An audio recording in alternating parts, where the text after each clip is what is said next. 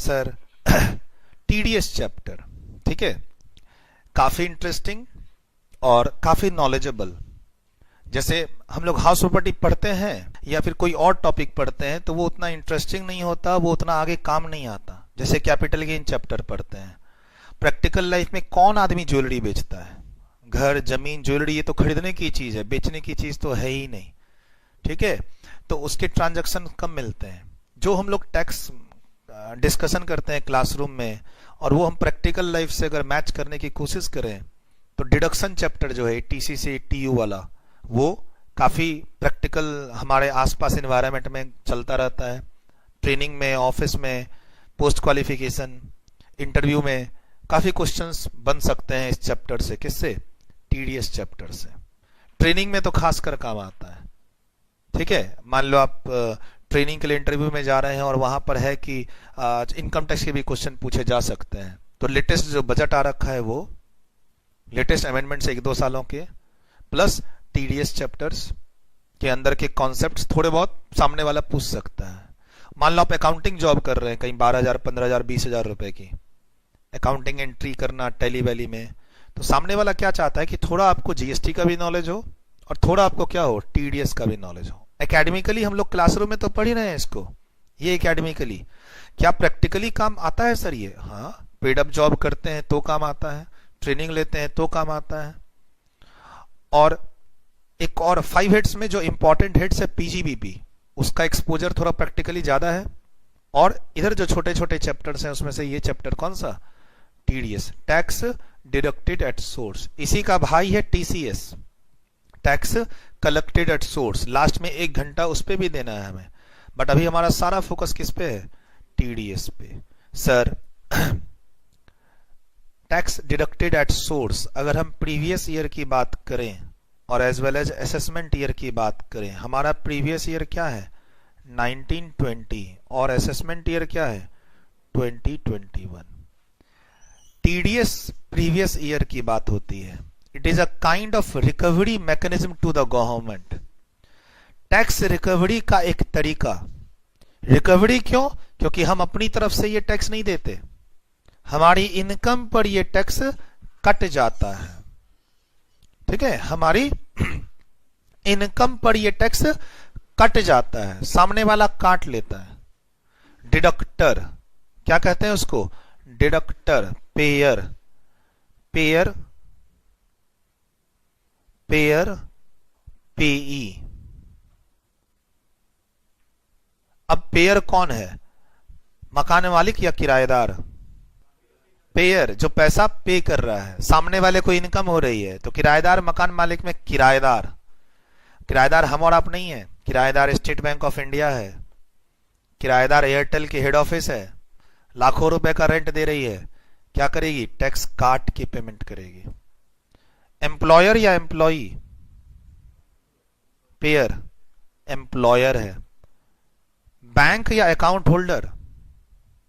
Bank, bank account holder को FD पे interest दे रहा है, टीडीएस काट कर देगा। तो सर टीडीएस का एक्सपोजर करंट ईयर की इनकम से है। करंट ईयर इनकम जो हम लोग प्रीवियस ईयर में अर्न करने वाले हैं, अर्न करते हैं, उस पर ये टैक्स सोर्स से ही कट जाता है जहां से हम वो इनकम कमा रहे होते हैं। इसीलिए इसका नाम क्या है?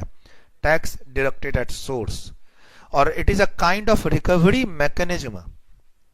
रिकवरी मैकेनिज्म, गवर्नमेंट टीडीएस के थ्रू प्रीवियस ईयर की इनकम पर प्रीवियस ईयर में ही टैक्स थर्ड पार्टी के थ्रू, इनकम मुझे हो रही है, पैसा किसी और से गवर्नमेंट के पास पहुंच जा रहा है। सर जो टीडीएस है उसका बेनिफिट हमें इधर मिल जाता है, कहां? टोटल टैक्स में से माइनस करने को हमें मिल जाता है। टीडीएस की बात इनकम फ्रॉम अदर सोर्स की क्लास में भी होती है, लॉटरी इनकम से रिलेटेड। टीडीएस की बात बेसिक क्लास में भी होती है।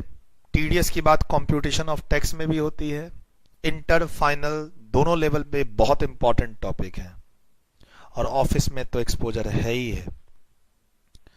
मतलब अगला टीडीएस के कॉन्सेप्ट पे तुम ऑफिस में नौकरी ले सकते हो ट्रेनिंग पीरियड में। मतलब अगर आप बोलते हो कि भाई मैंने आपसे पूछा आपका इंटरेस्ट एरिया क्या है, आपने बोला टैक्स, हमने 2-4 सवाल टीडीएस से रिलेटेड पूछ दिए और उसका जवाब है आपके पास, तो समझिए कि it is one of the reason कि मेरा उस ऑफिस में एज अ ट्रेनी जॉब हो जाए। सर मेरे तो सीए की इंटरव्यू में पूछा गया था टीडीएस के सेक्शन और रेट्स, सीए बनने के बाद जो मेरे इंटरव्यू होते थे उसमें क्या लिमिट्स हैं वो सब पूछा करता है। मतलब इससे पता चलता है कि सामने वाला बंदा कितना इंटरेस्टिंग है इस पेपर में, ऐसा ये चैप्टर है। एग्जाम के लिए 4-5 मार्क्स तो मिनिमम है, 8-10 तक भी चला जाता है इंस्टीट्यूट, 8-10 मार्क्स तक भी चला जाता है इंस्टीट्यूट, और 4-5 मार्क्स तो मिनिमम है इस चैप्टर से। सर टीडीएस एक इवेंट है जिसमें एक डिडक्टर पेयर उस टीडीएस का कंप्लायंस करता है, नहीं कंप्लायंस करेगा तो पेयर के ऊपर, टीडीएस अगर ये काट के पेमेंट नहीं करेगा तो डिडक्टर पेयर के ऊपर इंटरेस्ट है, पेनल्टी है, और इसको वो खर्चे, अगर पेयर पेमेंट कर रहा है तो उसका नेचर मेरी तरफ क्या है, एक्सपेंस, सामने वाले की तरफ क्या है, इनकम। सर मुझे एक्सपेंस को प्रॉफिट एंड लॉस अकाउंट में डेबिट करने नहीं मिलेगा। It is a kind of recovery mechanism related to the income earning during the year. जिस ईयर में इनकम अर्न कर रहे हैं उसी ईयर में ये टैक्स कट जाता है। इनकम है मेरी, टैक्स काटने वाला कोई और, वो टैक्स जो कोई काटता है वो पेयर है, डिडक्टर है, काट के गवर्नमेंट को जमा करता है और मुझे उसका क्रेडिट मिल जाता है। ये तार कैसे जुड़ा है सर, पैन नंबर से जुड़ा है। मैं काटूंगा तुम्हें क्रेडिट मिल जाएगा, कैसे, जब मैं काट के गवर्नमेंट को जमा करूंगा तो मैं आपका इनकम टैक्स नंबर उसमें लिखूंगा कि मैं इस पर्सन को सैलरी दे रहा था, मैं इस पर्सन को एफडी का इंटरेस्ट दे रहा था, मैंने इतने परसेंट से इस सेक्शन में टीडीएस काटा और गवर्नमेंट को जमा किया। ये जैसे ही मैं बताऊंगा गवर्नमेंट को, तुम्हें अपने आप इसका क्या मिलना शुरू हो जाएगा, क्रेडिट। तो तुम तक ये बात कैसे पहुंचेगी, तुम्हारी लिंकिंग कैसे आएगी इसमें, इस पैन नंबर के थ्रू। पैन नंबर कोट करना जरूरी है डिडक्टर को, किसका, पेई का। अपना पैन नंबर तो वो देगा ही देगा। सर इस डिडक्टर के पास अपना पैन नंबर तो है ही है, मुझे तो इस टैक्स का क्रेडिट सामने वाले को दिलवाना है ना, तो सामने वाले का भी income tax number, pan number, permanent account number चाहिए लिंकिंग के लिए। और ये डिडक्टर आज के दिन एक स्पेशल काम कर रहा है, टैक्स काट काट के गवर्नमेंट तक पहुंचा रहा है। कहीं ये फर्जी कर दे तो इसको अलग से कंट्रोल करना पड़ेगा गवर्नमेंट को, और वो करती है 10 नंबर के थ्रू। सर मैं बिजनेसमैन हूं तो मेरे पास पैन नंबर है, मैं बिजनेसमैन हूं, खूब सारी इनकम आती है, खूब सारा टैक्स जमा करता हूं, मेरे पास पैन नंबर है। अब मैं मकान मालिक को रेंट दे रहा हूं, मैं स्टाफ को सैलरी दे रहा हूं, मैं लोगों को पेमेंट कर रहा हूं, मुझे टीडीएस काटना है, तो उसके लिए मेरे पास 10 होना चाहिए, tax deduction and collection number. अब आपको इंटरव्यू की तैयारी करनी है तो गूगल करना पड़ता है, पैन नंबर के फॉर्म्स क्या है, पैन नंबर को अप्लाई कैसे किया जाता है, 10 नंबर के फॉर्म्स क्या है, 10 को अप्लाई कैसे किया जाता है। क्योंकि क्लाइंट के लिए जब आप पेन और 10 लेंगे, तो अगर आप मेरे लिए इंटरव्यू के लिए आ रहे हैं तो उम्मीद मैं क्या करूंगा, आपको एक थोड़ा सा प्रोसेस मालूम हो। वो प्रोसेस क्लासरूम में नहीं मालूम होता है, पता चलता है, बट पूरा तैयारी आपको in addition to the classroom तैयार करना है, क्योंकि हमारा टारगेट कुछ और है, सिर्फ पढ़ना ही नहीं है, बेटर नॉलेज और better job profile, better placement. तो फ्यूचर में कभी आप तैयारी करो इंटरव्यू की तो थोड़ा ये सब भी ध्यान रखना है कि हम पढ़ते हैं रिटर्न फाइलिंग करना, तो उसके फॉर्म्स क्या है, रिटर्न फाइलिंग क्या, तो उसके फॉर्म्स क्या है। हम पढ़ते हैं पैन नंबर अप्लाई करना, तो उसके फॉर्म्स क्या है। जैसे मैंने बोला कि पेनल्टी लग जाएगी, मान लो पेनल्टी आपने नहीं पढ़ी है या याद नहीं है, तो पेनल्टी का थोड़ा सा गूगल कर लिया, ऐसा कुछ। ठीक सर, डिडक्टर के पास आज की क्लास में पैन नंबर तो होता ही था, एक नंबर और है इसके पास, 10 number, tax deduction and collection number, यानी इसी नंबर से इसका टीडीएस भी हो कंप्लायंस होगा और इसी नंबर से टीसीएस का भी कंप्लायंस होगा। TCS tax collection at source के लिए भी यही नंबर चाहिए। कौन सा नंबर है ये, टैक्स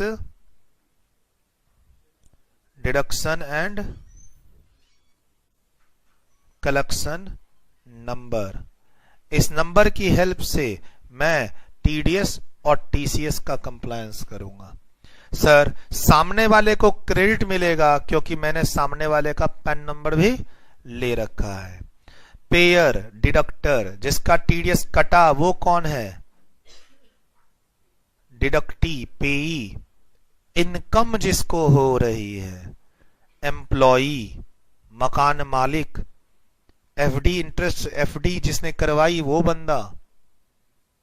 तो सर प्रोसेस है इसमें क्या? एक होता है डिडक्शन। किस चीज का डिडक्शन? डिडक्शन ऑफ टैक्स, यानी टीडीएस काटना।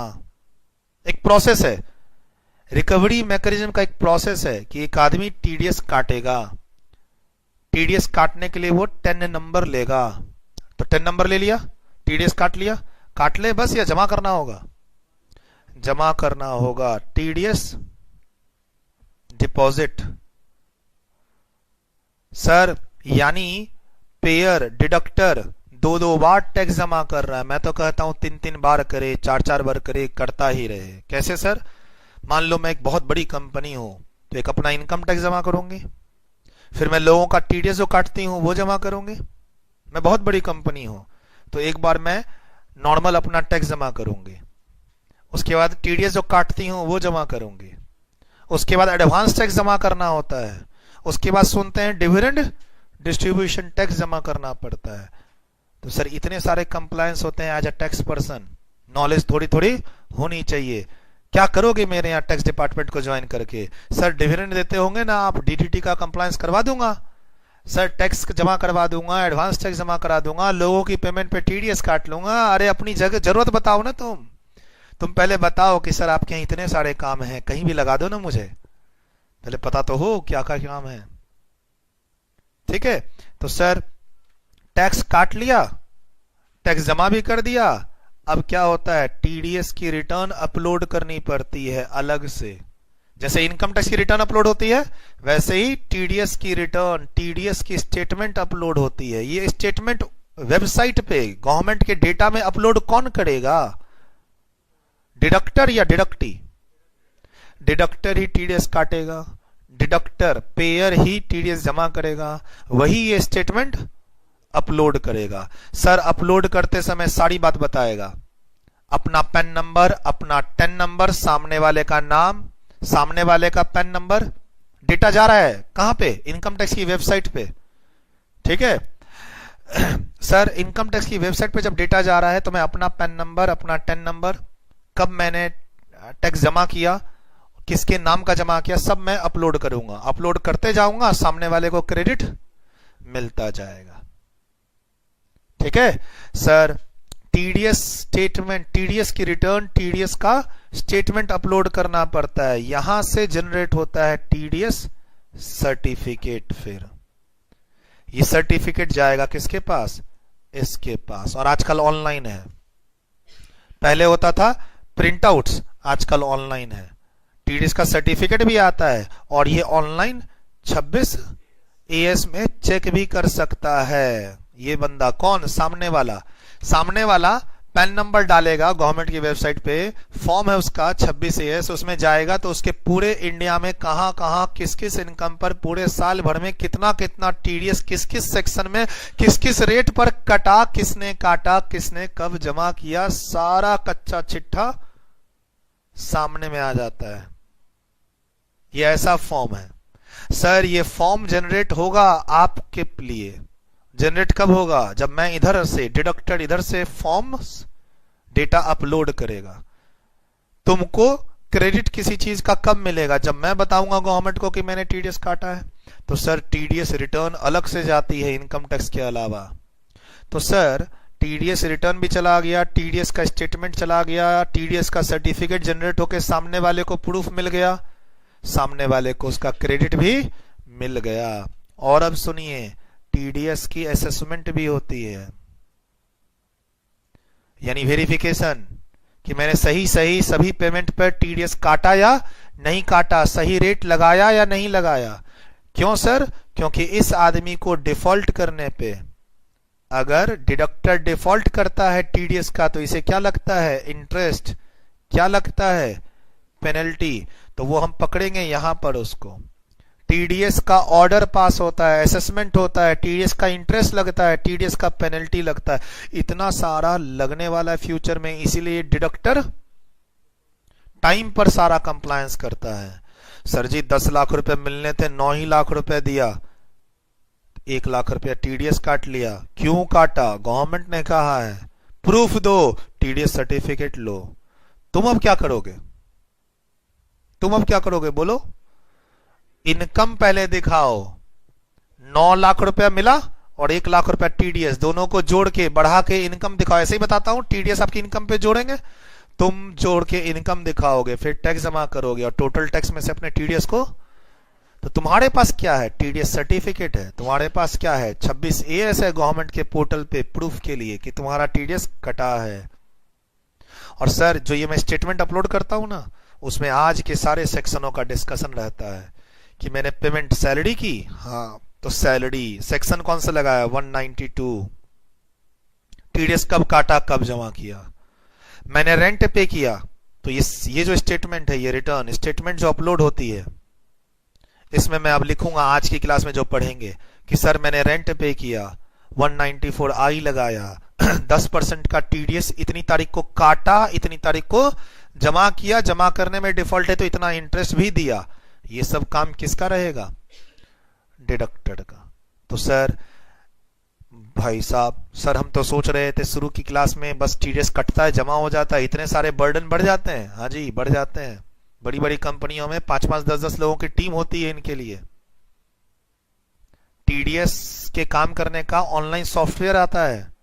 जब आप ट्रेनिंग में जाओगे, ट्रेनिंग करते हो जब आप लोग, तो उसमें टीडीएस पर काम करना पड़ता है। मैन्युअली करते हैं तो एक्सेल सीट में डेटा बनाते हैं और सीधा गवर्नमेंट की वेबसाइट पे काम करते हैं।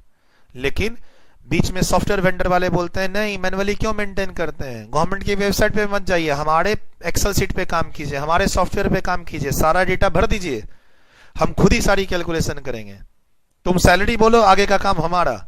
तुम रेंट बोलो, आगे का सेक्शन रेट सब हम लगाएंगे। इतने सॉलिड सॉफ्टवेयर होते हैं वो, और वो खुद ही सारी डेटाबेस को रेडी करके अपने आप ही अंदर तुम बोलोगे अपलोड, तो वो अंदर ही अंदर इनकम टैक्स की वेबसाइट से कनेक्ट होते हुए सारा डेटा क्या करते हैं?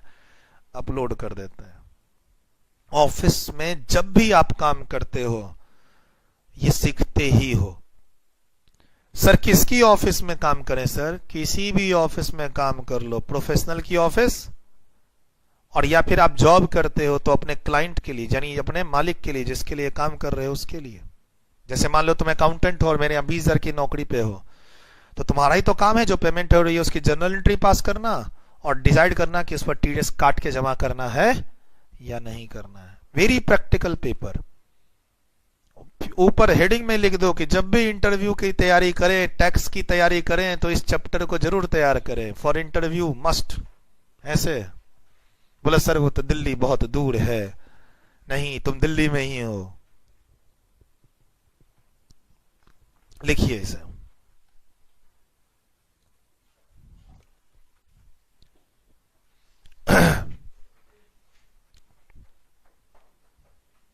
प्रीवियस ईयर 1920 में ही टीडीएस की कंप्लायंस होती है। It is a kind of recovery mechanism जिसका बेनिफिट अगले साल टैक्स देते समय मिल जाता है सामने वाले को।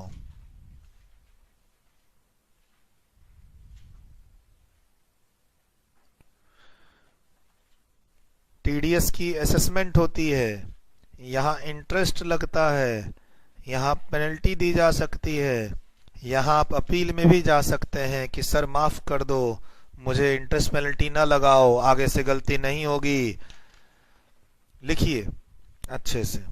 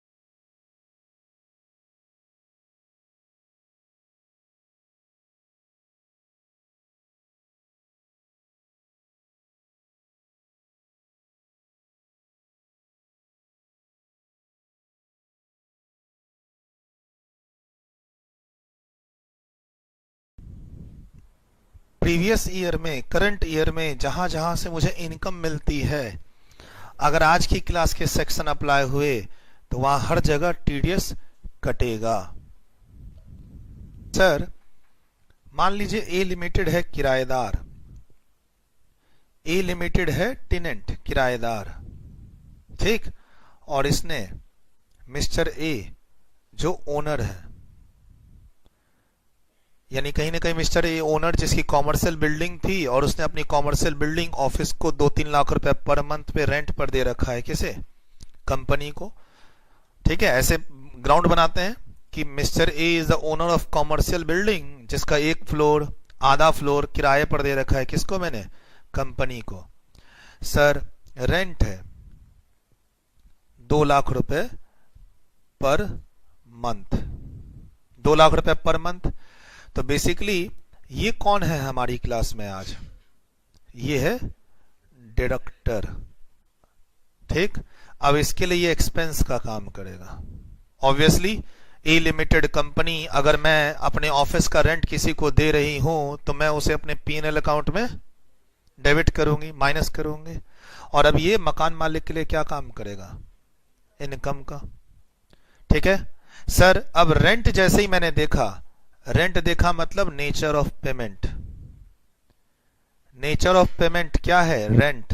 एक तो ये एक्सपेंस इन नेचर है, उसमें भी ये सैलरी है या रेंट है या इंटरेस्ट है, ये क्या है, तो रेंट है। तो रेंट है। आज की क्लास में आया कि सर आपने रेंट पर हमें सिखाया सेक्शन 194I। आज की क्लास में आए, फिर टीडीएस की क्लास में बोला सर आपने हमें सिखाया कि रेंट पर 194I का एक सेक्शन है वो लगेगा। तो सर इस सेक्शन में अंदर में आए तो क्या पता चला, रेट ऑफ टीडीएस पता चला, हाँ सर पता चला 10%।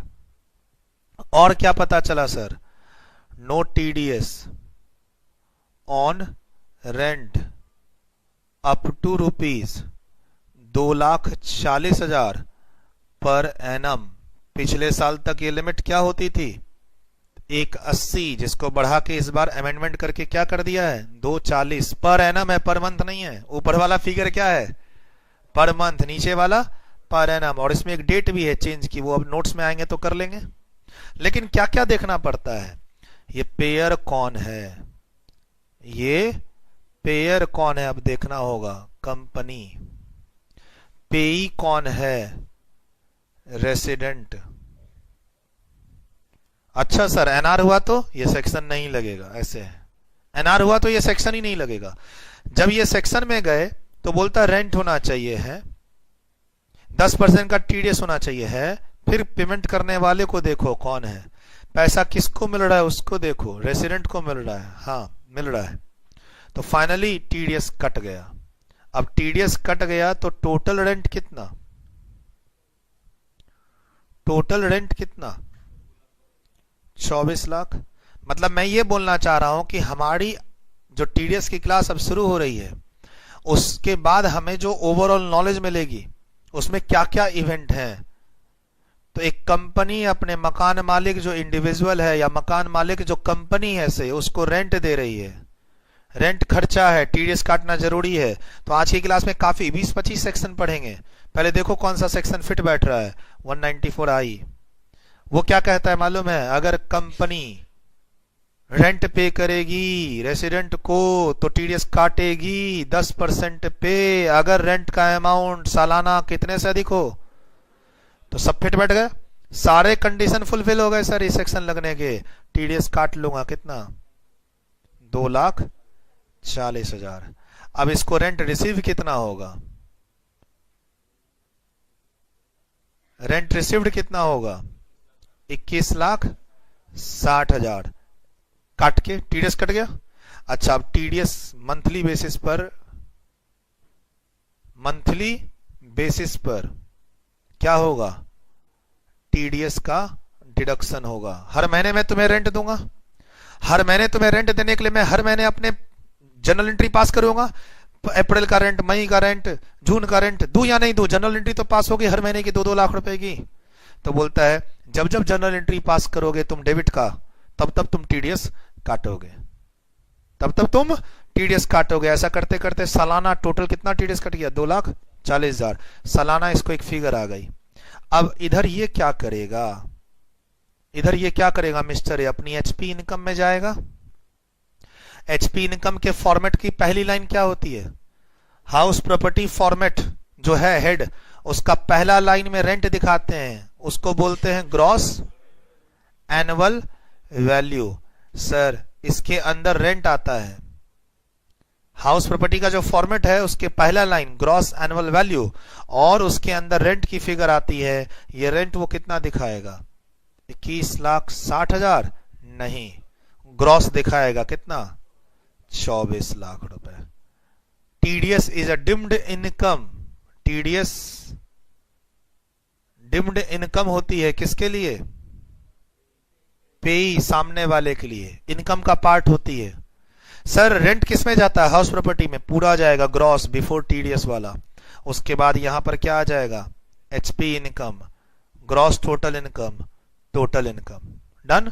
किसके लिए मैं बोल रहा हूं ये सारी बातें, जिसका टीडीएस कटा है पेई के लिए। अब यहां पर क्या आएगा, टोटल टैक्स, उसमें से माइनस कर देगा क्या, टीडीएस। ये हो गया उधर वाला, ये हो गया कौन, पेई क्या क्या करेगा सामने वाला। अच्छा मिडिल में क्या क्या हुआ, हमने देखा खर्चा कौन सा है, रेंट, फिर सेक्शन चूज किया, फिर रेट चूज किया, फिर देखा कोई बेनिफिट है क्या, मिला नहीं सर बेनिफिट। 24 लाख रुपए का रेंट है, बेनिफिट तो 2,40,000 तक ही था। सर ये पर एनम ऊपर पर मंथ है और बेनिफिट पर एनम का है। हाँ अगर 10,000 रुपए पर मंथ का रेंट होता तो सालाना 1,20,000, टीडीएस काटने की जरूरत नहीं थी, टीडीएस काटने की जरूरत नहीं थी। अच्छा अब मंथली बेसिस पर टीडीएस कटेगा, तो मान लो अप्रैल में कटा, अप्रैल का रेंट, अप्रैल में तुम्हें मैं रेंट दूं न दूं, मेरा अकाउंटेंट 30 अप्रैल को रेंट की जनरल एंट्री पास कर ही देगा, कर देगा। नहीं सर रेंट तो एडवांस में चलता है, तो ठीक है 1 अप्रैल को एंट्री पास कर दो पैसे देके।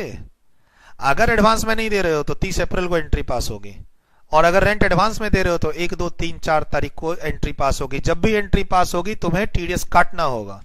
तो अप्रैल का टीडीएस है, अप्रैल का रेंट है, अप्रैल का रेंट है, तुम टीडीएस डिडक्ट करोगे कब,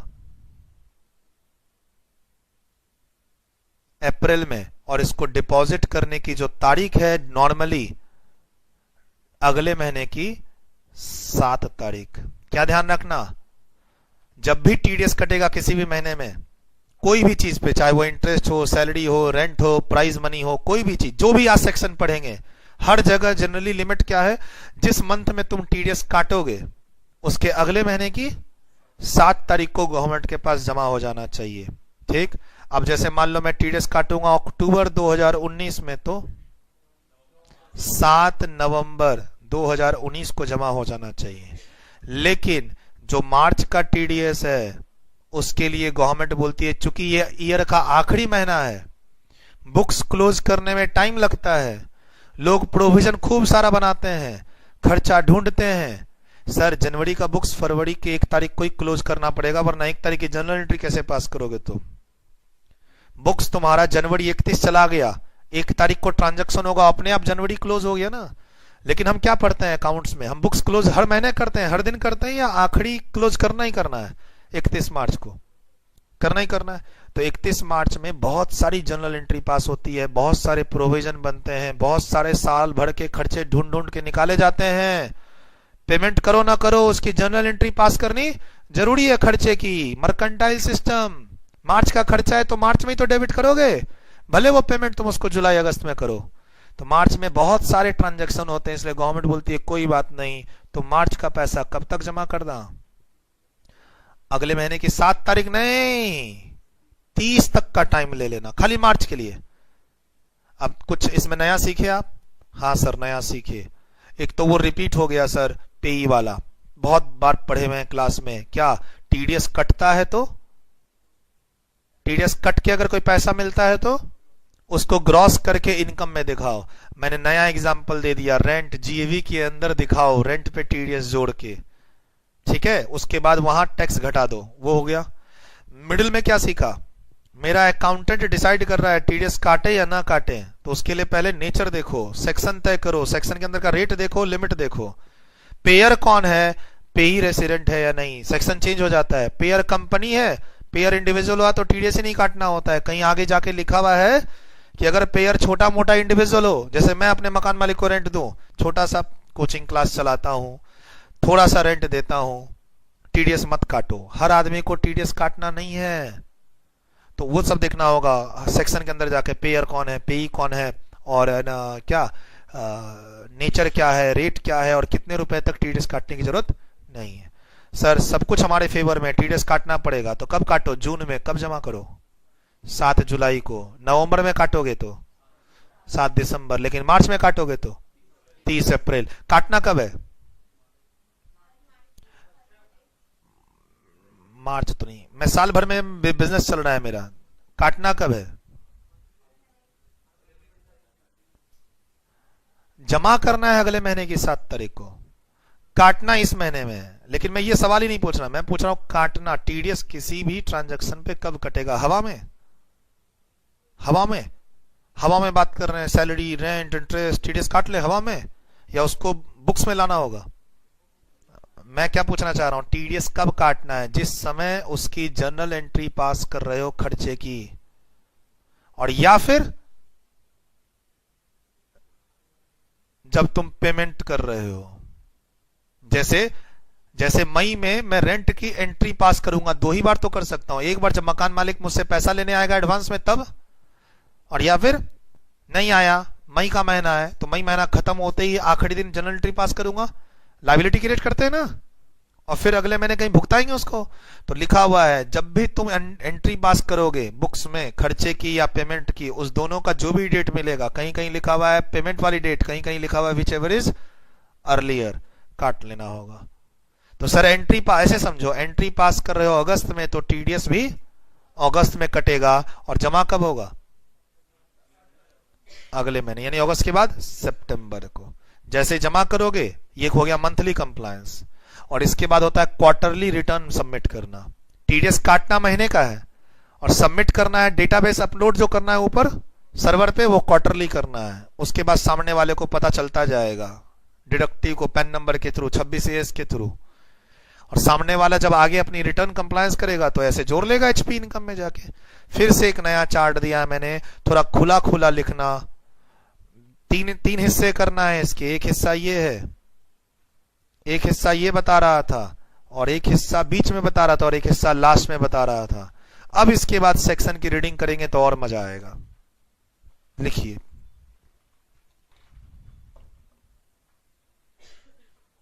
कैसे लिखें, कहां से लिखें, fresh page, vertical, horizontal, change कर लीजिए, ऐसे कर लीजिए अपने नोट्स को, नोट्स को ऐसे कर लीजिए और फिर लिख लीजिए, लेकिन अच्छे से लिखिए, मेरा ये मानना है यहां पे फिलहाल।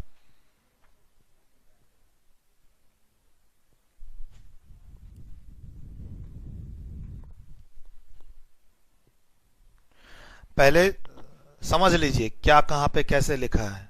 ये बीच का चार्ट हमें सेक्शन को तय करने के लिए बोल रहा है, लिमिट देखने, रेट देखने। लेफ्ट साइड वाला कंप्लायंस क्या करेगा, कौन, डिडक्टर, और राइट साइड वाला जो है सबसे लास्ट वाला, वो बता रहा है कि डिडक्टिव पेई उसकी प्रेजेंटेशन टीडीएस का बेनिफिट कैसे लेगा। ठीक है, और मल्टीपल बार, मतलब क्लास में अगर हम लोग अदर सोर्स पढ़ते हैं तो वहां भी ये सब डिस्कस होता है, क्लास में हम लोग टैक्स कंप्यूटेशन पढ़ते हैं तो वहां भी ये सब डिस्कस होता है। लेकिन आज हमारा सारा फोकस थोड़ा डिटेल्ड में जा रहा है, तो इस चार्ट को अच्छे से बनाइए।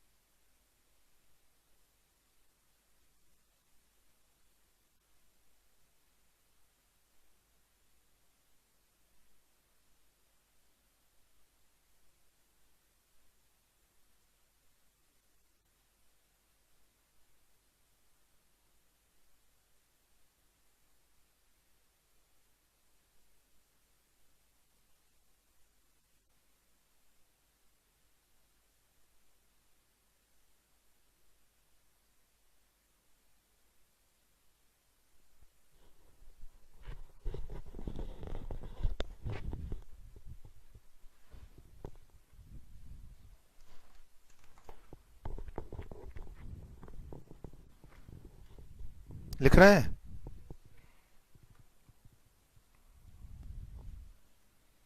बेसिक डिस्कशन है, एक दो सेक्शन अभी समझाने में टाइम लगेगा कि ऐसी स्पीड में तो 10 क्लास में खत्म होगा। ठीक है, एक बस बेस बनाने में जो टाइम लगे, उसके बाद स्पीड पकड़ेगी तो एक एक दिन में 5-5 6-6 सेक्शन ऐसे खत्म होगा।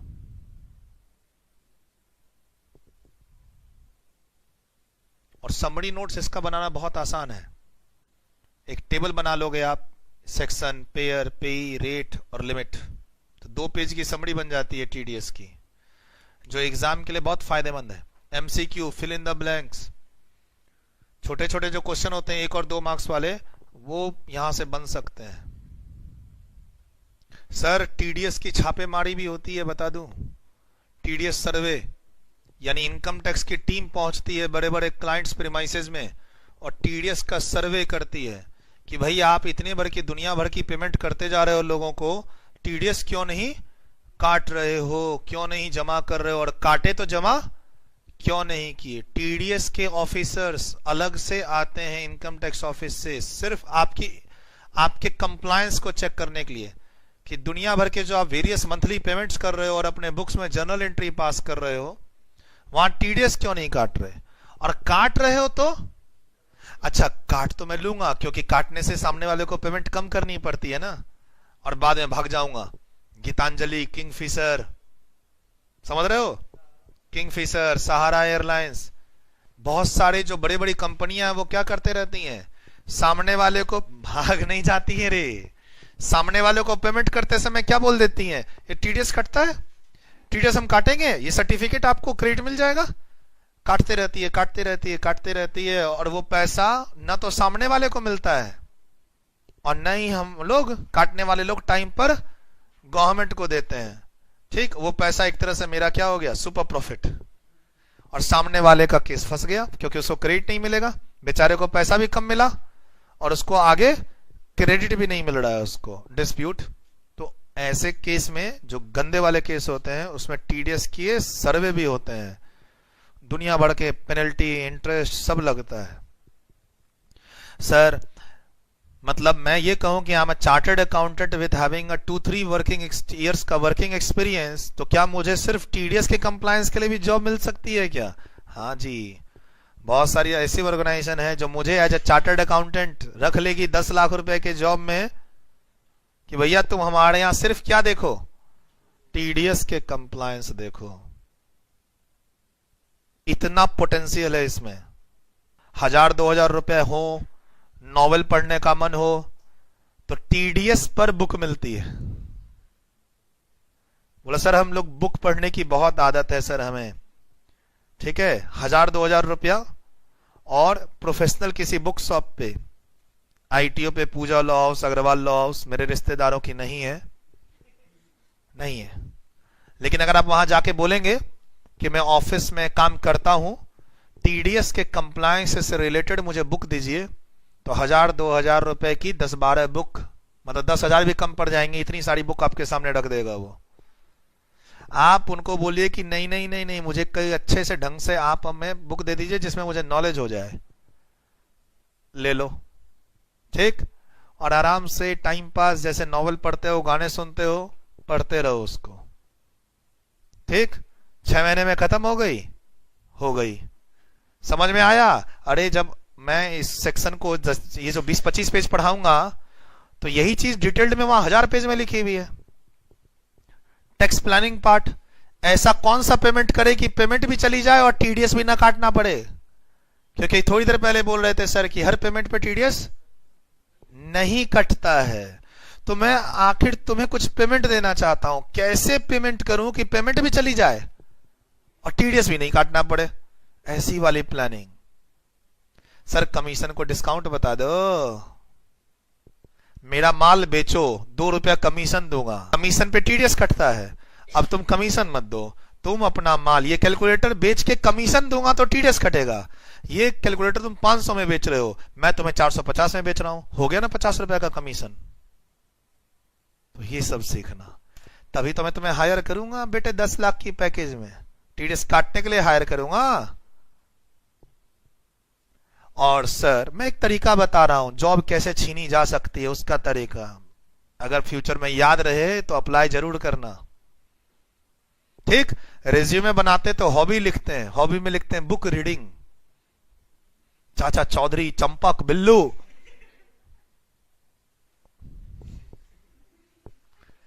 या फिर सर ऑटो इंडस्ट्री में हमें बड़ा इंटरेस्ट है, शेयर मार्केट में इंटरेस्ट है, दलाल स्ट्रीट करके एक मैगजीन आती है 50 रुपए की 15 दिन पे, वो हम पढ़ते हैं। ऑटो की मैगजीन आती है हर 15 दिन पे 100 रुपए की, नए नए बाइक्स और नए नए ऑटो, नए नए ऑटोमोबाइल्स, 4 व्हीलर्स, उसकी मैगजीन। सर प्रोफेशनल कोर्स का लिख के तो देखिए रिज्यूमे में लास्ट में कि बुक रीडिंग में आई have completed 1 book issued by this author on this topic, surfing internet, making friends on Facebook. दिखा दूंगा आप लोग को रिज्यूमे। अरे जो हमारे यहाँ कभी और वैकेंसी निकलती है या हमारे बच्चे हमें रिज्यूमे भेजते हैं, किसके लिए? सर आर्टिकल ट्रेनिंग दिलवा दो, मैं तुम लोग को नाम वाम हटा के स्क्रीनशॉट लिख के तुम्हारे व्हाट्सएप पे भेज दूंगा, कहीं वो फ्यूचर में तुम्हारा ही रिज्यूमे ना हो जो मैं तुम्हारे बाद वाले बैच को दिखा रहा हूं। बच्चा जब नीचे लिखता है ना single, father name, date of birth, language में हिंदी, इंग्लिश, भोजपुरी, जो भी रीजनल लैंग्वेज, सर वहां एक बार स्पेनिश लिख के तो देखो, फॉरेन लैंग्वेज सीखते तो थे स्कूल में, अब क्या हुआ? एक बार लिख के तो देखो, कोई मिलता ही नहीं है ऐसा रिज्यूमे। अरे 10वीं तक में 12वीं तक में फॉरेन वो लैंग्वेज चलती है ना स्कूलों में, और है ना जर्मन और फ्रेंच, और एक लैंग्वेज बच्चे को चूज करना है, आजकल 3 चल रहा है ना। यही बच्चे तो बाद में आके तूफानी मचाएंगे और हमारे को हटा देंगे, हमें हिंदी इंग्लिश के अलावा कुछ आता ही नहीं। सर रिज्यूमे में लास्ट में आपने लिखा बुक रीडिंग, वो तो मैं लिखूंगा ही, साथ में लिखूंगा रिसेंटली कंप्लीटेड दिस राइटर का, दिस पब्लिशर का ऑन दिस टॉपिक। टॉपिक का नाम टीडीएस, पब्लिशर का नाम टेक्समैन, राइटर कोई होगा उसका नाम, और बगल में रखेंगे भी उसके अंदर, कहा? बैग में। बोला अच्छा ये बुक पढ़े हो, ये तो हमारी ऑफिस में भी है। ये अगर ट्विनिंग मैच कर गई, जैसे क्रिकेट क्रिकेट भाई भाई होता है ना, तुम्हें भी क्रिकेट पसंद है, मुझे भी क्रिकेट पसंद है, चल भाई चलते हैं आज क्रिकेट देखेंगे, होती ना दोस्ती, वो वाली दोस्ती होती है वहां। और कोई सवाल पूछा, बोला सर बुक पढ़ी है, ये थोड़ी ना बोली कि याद है मुझे, बड़ा इनोसेंट सा रिप्लाई देना है, सर हमने बुक पढ़ रखी है, हमने ये नहीं बोला आपको कि मुझे इस बुक के अंदर सब कुछ याद है। पूछना ही है तो वो पूछिए ना जिसका हम एग्जाम दे के आए हैं, थोड़ा पोलाइटली प्यार से हैंडल करना है उसको। नहीं सर अगर आप कुछ पूछना ही चाहते हैं टेक्निकल सा, तो मैं बुक लाया हूं, वो मुझे देखने का ओपन बुक एग्जाम वाला एक मौका दीजिए। सर फ्यूचर में आपके ऑफिस भी काम करूंगा तो बुक तो पलटूंगा ही, तो प्यार से बोलना है कि सर मैं आपके ऑफिस में ज्वाइन करूंगा, आपके यहाँ बुक होगी, कोई कॉल लेनी है क्लाइंट की या आपके अपने बिजनेस की, तो बुक तो पढ़ेंगे, गूगल तो करूंगा थोड़ा सा, बस आप पूछते जाइए, मैं थोड़ा देख लूं, देखना भी एक कला है।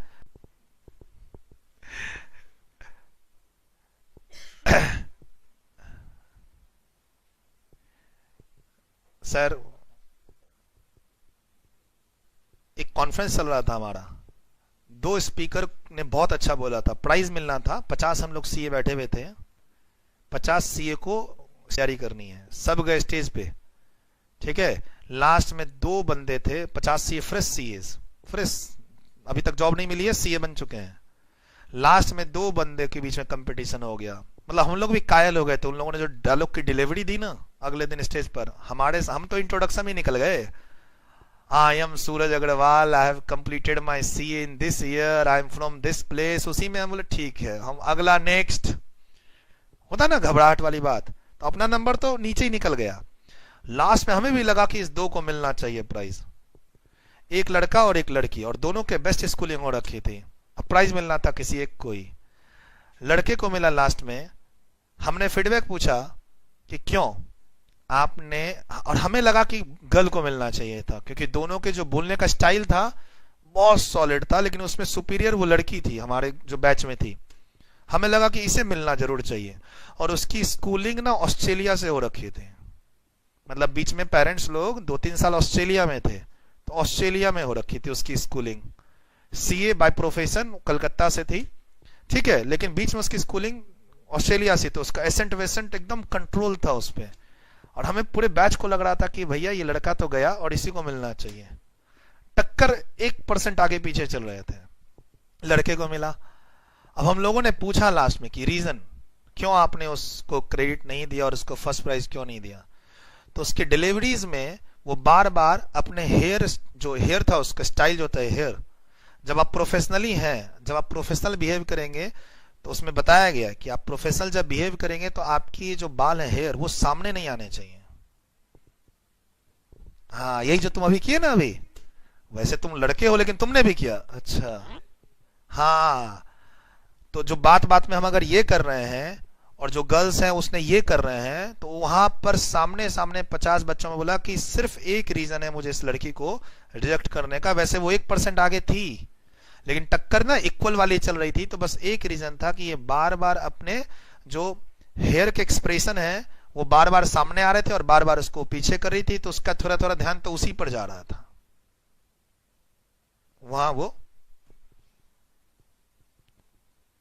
तो नहीं, जैसे हम लोग बात करते हैं तो बार बार मोबाइल देखते हैं। मान लो मैं प्रोफेशनली तुम्हारे साथ इंटरव्यू दे रहा हूं और हम बात कर रहे हैं, तो बार बार मैं अपनी टाई ठीक करूंगा, बार बार मैं मोबाइल चेक करूंगा, बार बार मैं सामने पानी पीऊंगा, तो ये घबराहट, झुंझलाहट, हेजिटेशन को बताता है और ये मेरे नेगेटिव रिमार्क्स की तरफ लेके जाएगा।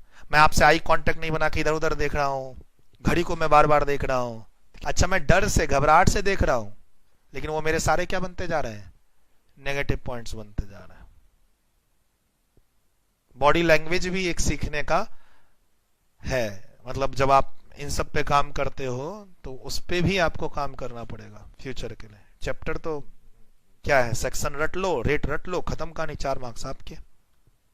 ऐसे सर ये जो आपने बोला टीडीएस काटना पड़ता है, मान लो ये रेंट है सर, मान लीजिए रेंट मैं दे रहा हूं जुलाई मंथ में, जुलाई 2019 में रेंट दे रहा हूं मकान मालिक को, दिया नहीं है, जनरल एंट्री पास कर रहा हूं, तो 31 जुलाई 2019 को रेंट एक्सपेंस डेबिट टू, मकान मालिक का नाम राम है, लैंडलॉर्ड है ना, कितना 2 लाख रुपए और 2 लाख रुपए। सर 31 जुलाई को मैंने रेंट एक्सपेंस टू राम, अब राम को आगे रेंट दे दूंगा। सर ये जनरल एंट्री ही गलत हो गई, क्यों, 2 लाख का रेंट था और 2 लाख का रेंट पूरा आपने राम को क्रेडिट कर दिया और आगे चेक भी निकल जाएगा राम का। तो जिस अकाउंटेंट ने ये जनरल एंट्री पास की है उससे एक गलती हो गई, क्या हुआ, उसने टीडीएस नहीं काटा, रॉन्ग हो गया ये। तो बोला सर करेक्ट एंट्री क्या है फिर, तो करेक्ट एंट्री वही 31 जुलाई को मैं करूंगा। टीडीएस काटना किसको बोलते हैं, तो मैंने क्या कहा था, क्या तो रेंट दो तब काटो, या जनरल एंट्री एक्सपेंस की बुक करोगे, क्रेडिट करोगे उसको तब। तो अब है रेंट काटना किसको बोलते हैं, तो रेंट एक्सपेंस डेबिट कितना 2 lakh to TDS payable, liability create हो गई मेरी 10% की, कितनी 20,000 टू राम। अब राम को कितने मिलेंगे 180। अब मान लो मैं अकाउंटेंट हूं, जनरल एंट्री पास कर दिया, अब तुम हमारे यहां चेक बनाते हो, तो राम के लेजर में जाओगे, 180 की लायबिलिटी है उसका चेक बना दोगे, बॉस से साइन करा के उसके अकाउंट में हिट कर दोगे। तो जनरल एंट्री ऊपर गलत पास हुई तो बैंक अकाउंट भी गलत पैसा जाएगा, ये मतलब हुआ। इस लाइन का मतलब क्या हुआ, टीडीएस काटना। ठीक, अब तुम राम को कब देते हो पैसा उससे मुझे कोई मतलब नहीं है, तुम दो ही मत, लेकिन अगले महीने की 7 तारीख 7 अगस्त 2019 को टीडीएस पेबल जो है कितना 20,000, वो तुम बैंक से पेमेंट कर दो, कितना 20,000। इसको कहते हैं टीडीएस का अगले महीने की 7 तारीख को पेमेंट हो जाना। और ये हुई परफेक्ट एंट्री, ये हुई परफेक्ट एंट्री। न ही कोई तुम्हें इंटरेस्ट देना, न ही तुम्हें कोई पेनल्टी देना, ठीक। और पीजीबीपी में 100% एक्सपेंस क्या होगा, माइनस, अलाउ करने मिल जाएगा। पीजीबीपी की क्लास में तुमको ये खर्चा जो है रेंट का, कितना रेंट का खर्चा कितना 2 लाख या 1,80,000, रेंट का खर्चा, रेंट का खर्चा 2 लाख दिख ही रहा है, 2 लाख दिख ही रहा है, यही पीजीबीपी में पीएनएल अकाउंट में क्या हो जाएगा माइनस। टीडीएस काटना था काट लिए, हाँ। जमा करना था कर दिए, हाँ। अब तुम राम को पेमेंट करो या ना करो, बाद में करना 2-3 महीने के बाद। लेकिन अगर जुलाई में तुमने टीडीएस काटा है तो 7 अगस्त को।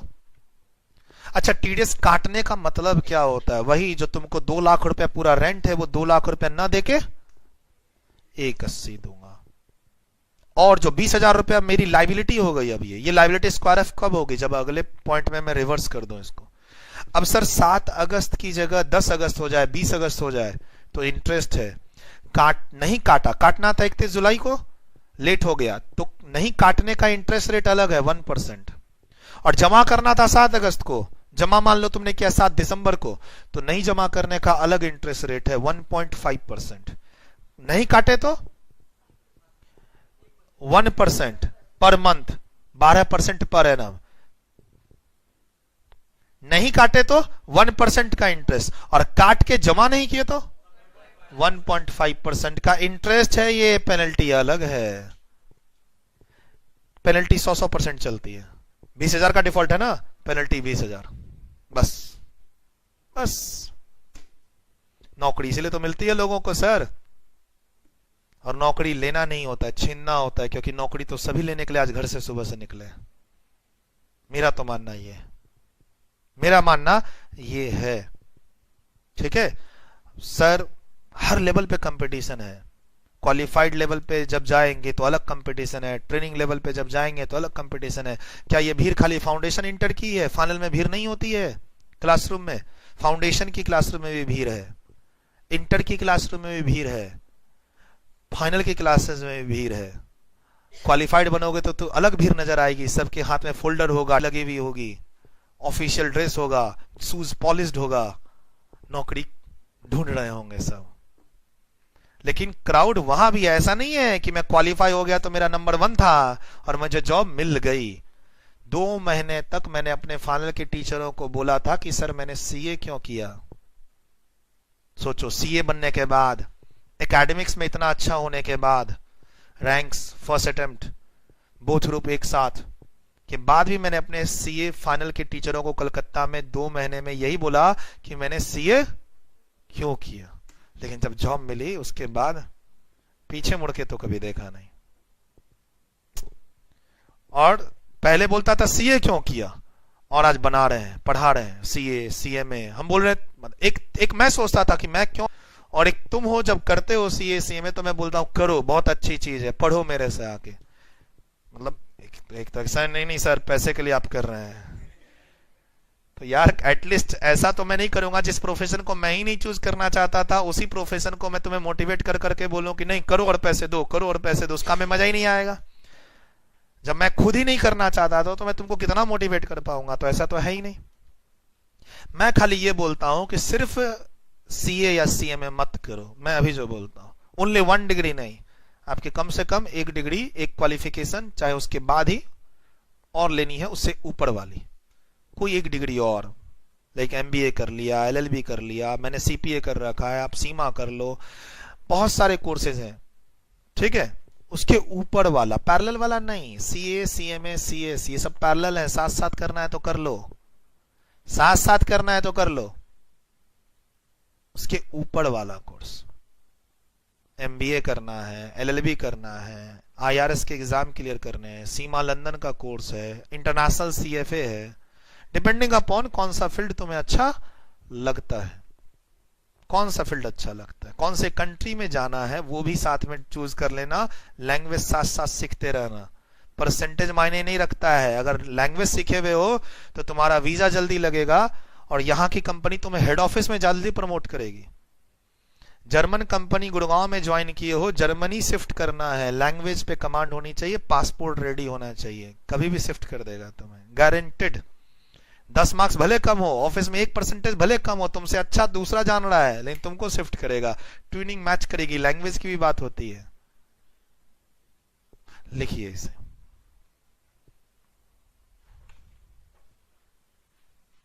अच्छा ये बताओ, तो ये लिख लिया ना, ये एंट्रीज लिखनी है आपको, आप अकाउंट्स की क्लास में नहीं है, ठीक है। और डेबिट क्रेडिट मैंने अगर गलत लिखा हो तो माफ, तुम लोग रिवर्स कर लेना। सही लिखा है ना, डेबिट ऐसे ही तो होता है, खर्चा डेबिट है ना, सही है। चलिए ये भी हो गया हम लोगों का डिस्कशन। अब कहता है deduction of tax at source और एडवांस पेमेंट। बेसिकली हम लोगों ने एक बेस जो डिस्कस करना था और एक इसका यूजफुलनेस एग्जाम और प्रैक्टिकल लाइफ वो डिस्कस हो गया। The total income of an assessee of the previous year is taxable in the relevant previous year. However कुछ जगह इनकम टैक्स प्रीवियस ईयर में ही रिकवर कर लिए जाते हैं। यही बात हो रही है हमारी।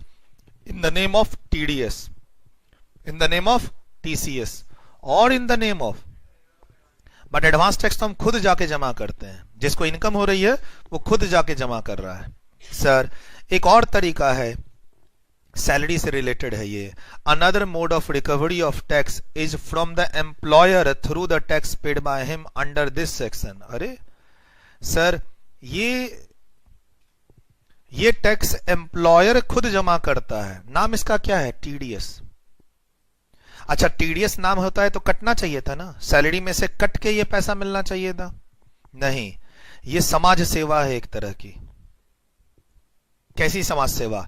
एम्प्लॉयर बोलता है तुम हमसे घर ले लो रहने के लिए, और इस घर को जो मैं तुम्हें रहने के लिए दूंगा इसके कारण जो तुम पर टैक्स लगेगा वो भी मैं ही दूंगा।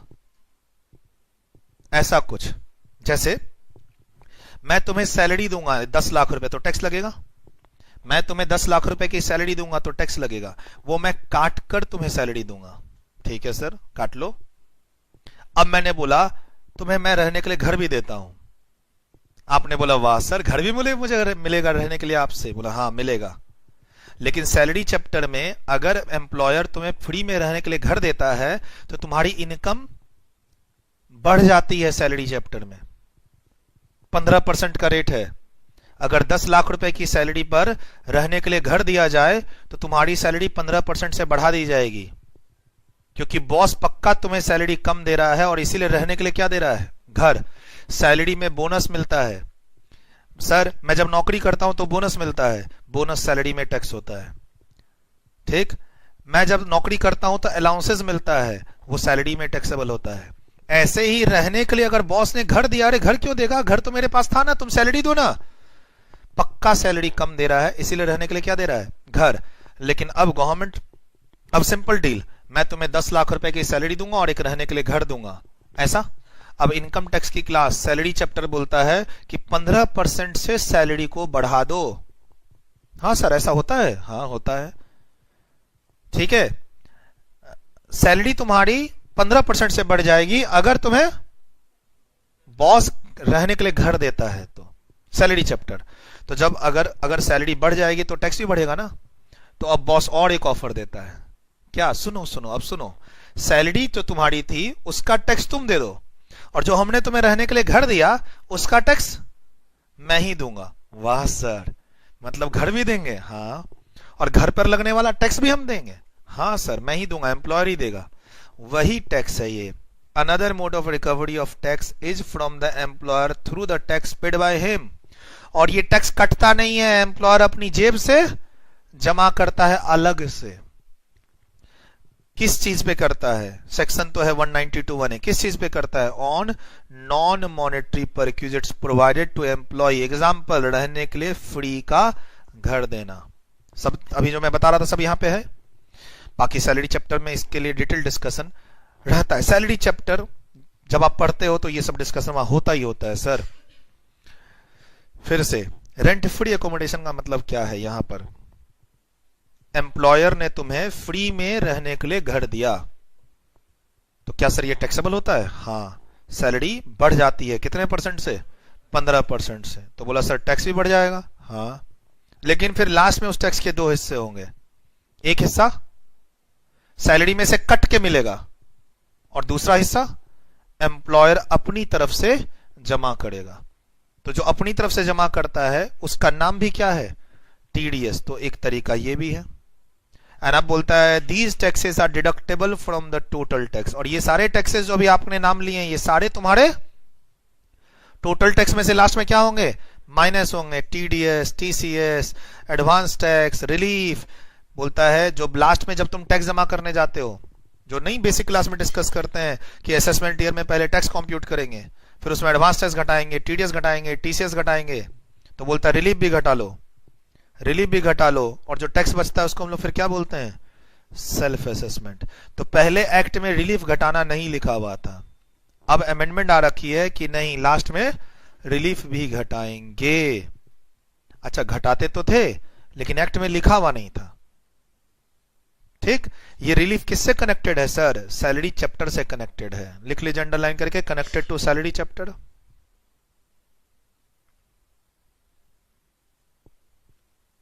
सर यहां लिखा हुआ है it is a mode of recovery, these are a recovery mechanism. अरे मैं तुम्हें पढ़ाऊंगा, फीस आएगी, फीस को तुमसे लेने के क्या क्या तरीके हैं, पर डे लेता जाऊं, शुरू में ले लूं, बाद में ले लूं, ठीक है, ऐसे। तो वो सब तरीके हैं, तुम खुद जमा कर दो तो एडवांस टैक्स, कोई तुमसे ले ले तो टीडीएस, और ये तो समाज सेवा ही है। अंडरलाइन करके लिख दो समाज सेवा, याद हो जाएगा। कैसी सेवा सर, समाज सेवा क्यों, क्यों इसे मैं बोल रहा हूं समाज सेवा? भाई अगर एम्प्लॉय को इनकम हो रही है घर फ्री में देने से, तो टैक्स तो एम्प्लॉय देता ना, लेकिन नहीं, ये रिस्पॉन्सिबिलिटी किसने ले ली, एम्प्लॉयर ने। तो it is a kind of free सेवा, समाज सेवा। और सर ये भी टीडीएस की तरह ही जमा होता है, जमा तो करना पड़ेगा ना, मैं करूं या तुम करो, करना तो पड़ेगा, एम्प्लॉयर करता है। सेक्शन इसका है सर, इसका डिस्कशन सैलरी चैप्टर में भी होता है और इसका डिस्कशन पीजीबीपी चैप्टर में भी होता है, इस लाइन का, और यहां हो ही रहा है। इस लाइन का जो अभी अभी हाईलाइटेड आपके सामने है, ये दो लाइन, इसका डिस्कशन सैलरी चैप्टर में भी होता है और इसका डिस्कशन पीजीबीपी चैप्टर में भी होता है। सर ये वाली बात हो गई। अब ये क्या कहता है बताओगे, समझा सकते हो तुम लोग ये पॉइंट, सेक्शन 191 क्या कहता है, बोलिए। फिर फाइनली क्या कहता है ये 4-5 लाइन, सेक्शन 191 क्या कहता है?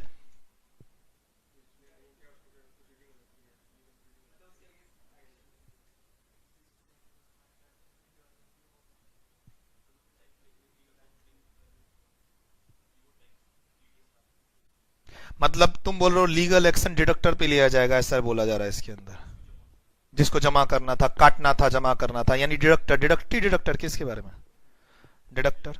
तुम ये बोलना चाह रहे हो रिकवरी प्रोसीडिंग्स, अभी थोड़ी देर पहले हम बात किए थे, पेनल्टी लग जाएगी, इंटरेस्ट लग जाएगी, ये सब। और कोई बोलिए।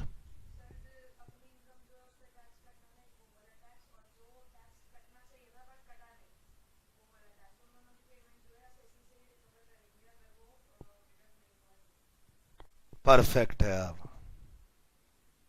डिडक्टर की बात ही नहीं हो रही, डिडक्टी की बात हो रही है, पेयर की बात ही नहीं हो रही, पेई की बात हो रही है। देर आए दुरुस्त आए, सबका व्यू लेके आए, अच्छा इसने ये कहा है, ये गलत हो गया, तो अब चलो ये बोलते हैं। इसको शुरू में क्यों नहीं ट्राई करते हो कि सर मैं ही सही होंगी टाइप, मैं ही सही हूं बोल के, कॉन्फिडेंस में क्यों नहीं? सर क्या कहता है, मेरे पास सैलरी इनकम आ रही थी और टैक्स कटना था, सामने वाले ने नहीं काटा, तो अब मैं जमा करूंगा ना। अगर मेरी इनकम पर टैक्स नहीं कटा है, मुझे इनकम आ रही है, तुम लोगों से फीस आ रही है, दूसरी जगह पढ़ाने जा रहा हूं, वहां से खूब सारे पैसे आ रहे हैं, ऑनलाइन पेन ड्राइव बिक रही है, ऑनलाइन बुक्स बिक रही है, खूब सारे पैसे आते जा रहे हैं हर जगह से, कहीं टीडीएस कट ही नहीं रहा है, कट ही नहीं रहा है, कट ही नहीं रहा है।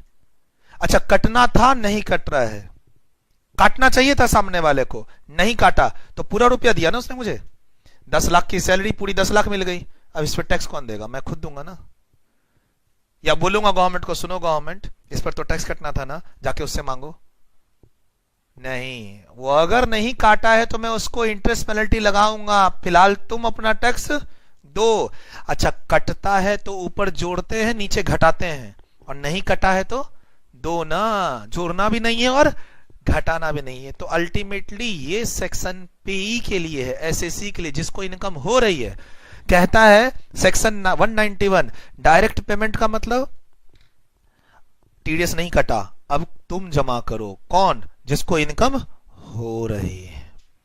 Section 191 provide in following cases taxes payable by the assessee, underline, SSC कौन है यहाँ पे, पेयर या पेई, पेई, जिसको इनकम हो रही है। सरचार्ज और सेस के बारे में क्या कह रहा है, बोलिए। सरचार्ज और सेस के बारे में क्या कह रहा है?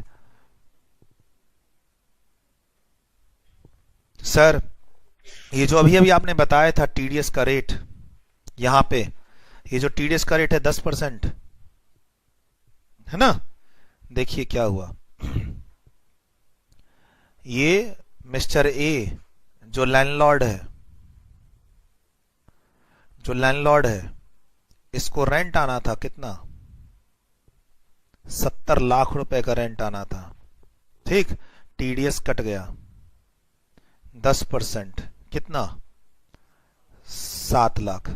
ठीक सर, ये इधर इनकम दिखाएगा, इधर इसका जब हम टोटल टैक्स निकालेंगे, आप लोग को क्या सिखाया है? टोटल टैक्स निकालते समय टैक्स पहले निकालते हैं। इंडिविजुअल है 50 लाख के ऊपर अगर इनकम बढ़ती है तो क्या लगता है? सरचार्ज। मैं एक अंदाज, देखो अब तुम बोलोगे सर हाउस प्रॉपर्टी में 30% का डिडक्शन है, मैं बोल रहा हूं एक अंदाज, सरचार्ज लग सकता है, नहीं भी लग सकता है, डिपेंडिंग अपॉन फाइनल इनकम मेरी क्या है, लेकिन ये तो परफेक्ट है ना, सेस लगता ही है, तो इसका इफेक्टिव रेट तो बढ़ गया ना, इसका इफेक्टिव रेट तो बढ़ गया ना। ऐसा टैक्स कंप्यूटेशन की क्लास में हम लोग करते हैं ना, मेरी इनकम तुम्हारे, मेरी पेमेंट, मैं कुछ पेमेंट कर रहा हूं, वो तुम्हारी इनकम बनेगी, तुम उसमें टैक्स जब कैलकुलेट करोगे तो नॉर्मली ये सही है। अब पढ़ो, ये शायद एक्सेप्शन है। अगर पेमेंट सैलरी की जा रही है किसी को भी, तो तुम्हें अपने टीडीएस के रेट को इस तरीके से बढ़ाना होगा कि उसमें सरचार्ज का इंपैक्ट आ जाए और सेस का इंपैक्ट आ जाए, लेकिन ओनली सैलरी। मैंने अभी एग्जांपल कौन सा दिया था? रेंट। या फिर आगे कोई भी पेमेंट हो लेकिन किसको जा रही हो? एनआर को। मेरा एग्जांपल में ये कौन है? रेसिडेंट। तो सर आप ये कहना चाह रहे हो, टीवी चैनल वाले मिस्टर ए एक नॉन रेसिडेंट को 2 लाख रुपए का प्राइज मनी देने वाले हैं, जिस पे टीडीएस का रेट 30% है, लेकिन पेमेंट प्राइज मनी है, एनआर को जा रही है, इसलिए ये रेट 30% न लग के 31.2% लगेगा। टैक्स को बढ़ाना पड़ेगा किससे? सेस से। सरचार्ज क्यों नहीं है? सरचार्ज नहीं है क्योंकि टोटल इनकम नहीं बोलेंगे यहां पे, क्योंकि पेमेंट इनकम नहीं देखते, यहां पे पेमेंट देखते हैं। Payment does not exceeds ₹50 lakhs। Individual है ना, इंडिविजुअल पे सरचार्ज कब आता है? 50,000 से। Sir payment does not exceeds ₹50 lakh, तो सरचार्ज का सवाल नहीं है। सेस सर आपने तो बोला था फ्लैट रेट 30% है ना, मैंने कहा इसमें जोड़ा, कहां जोड़ा सरचार्ज, कहां सेस? लेकिन अभी अभी लिखा हुआ था पेमेंट अगर सैलरी की जा रही है किसी को भी, और या फिर कोई भी पेमेंट किसी को जा रही है, किसको? कोई भी पेमेंट, एनी पेमेंट में सब कुछ आ जाएगा, जितनी चीज आज पढ़ेंगे सब आ जाएगा। पेमेंट में यहां लिखो एनी नेचर,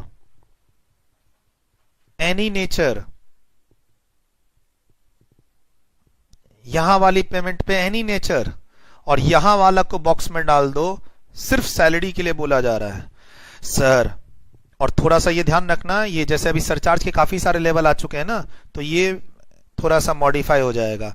अब सरचार्ज का लेवल जो नया अमेंडमेंट है इंडिविजुअल का, उसके हिसाब से सरचार्ज का लेवल अब 2 करोड़ का भी है और 5 करोड़ का भी। तो यहां थोड़ा मैंने एडिट करना मेरा रह गया, ऐसे समझो। तो आप इसमें और ऑब्लिक लगा लो, 2 करोड़ 5 करोड़, ये सब तो है ही ना। 50 लाख 1 करोड़ कंपनी के लिए 2 करोड़ पर 10 करोड़ पढ़ते ही हम लोग, कंपनी के 2 लेवल और ऐड कर लो। एक और लेवल आ चुका है 2 करोड़ का, एक और लेवल आ चुका है कितने का? 5 करोड़ का।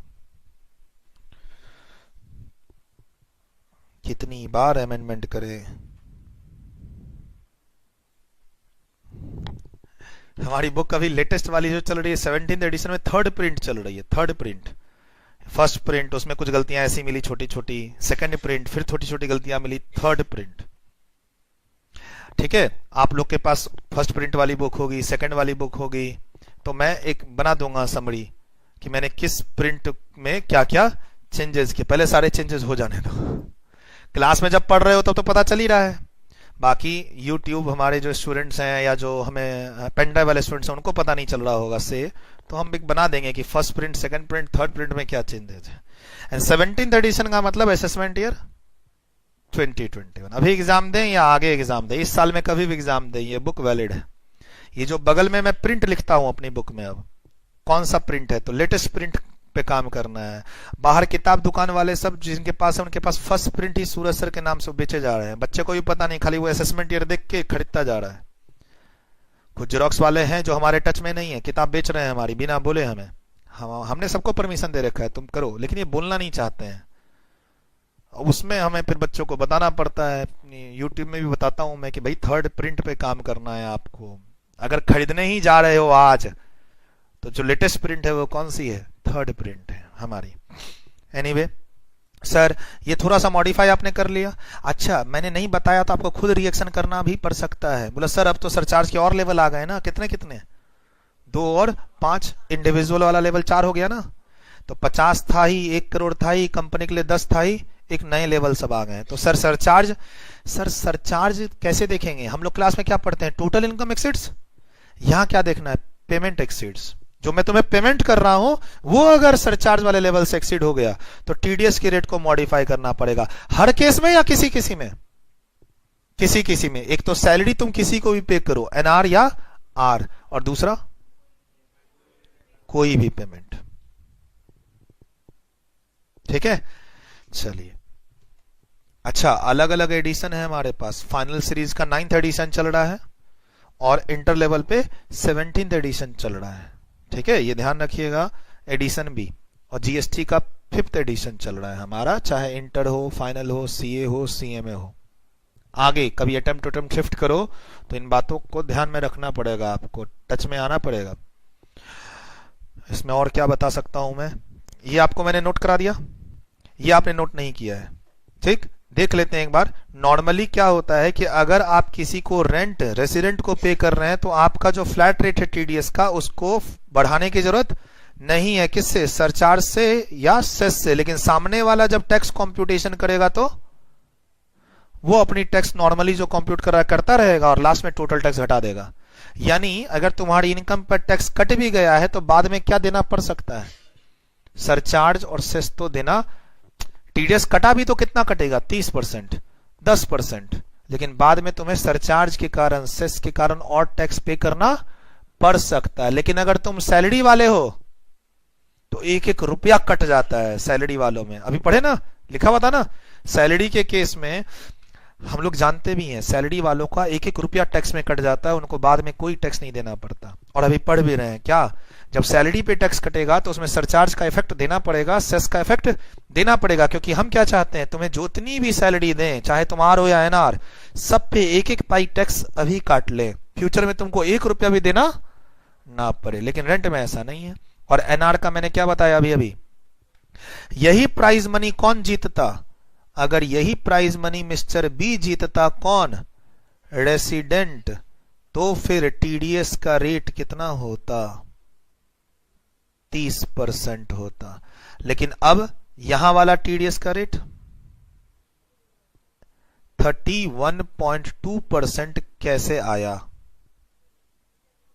कैसे, 30% प्लस 4%, 30 प्लस 4% कर दोगे तो सेस जुड़ गया।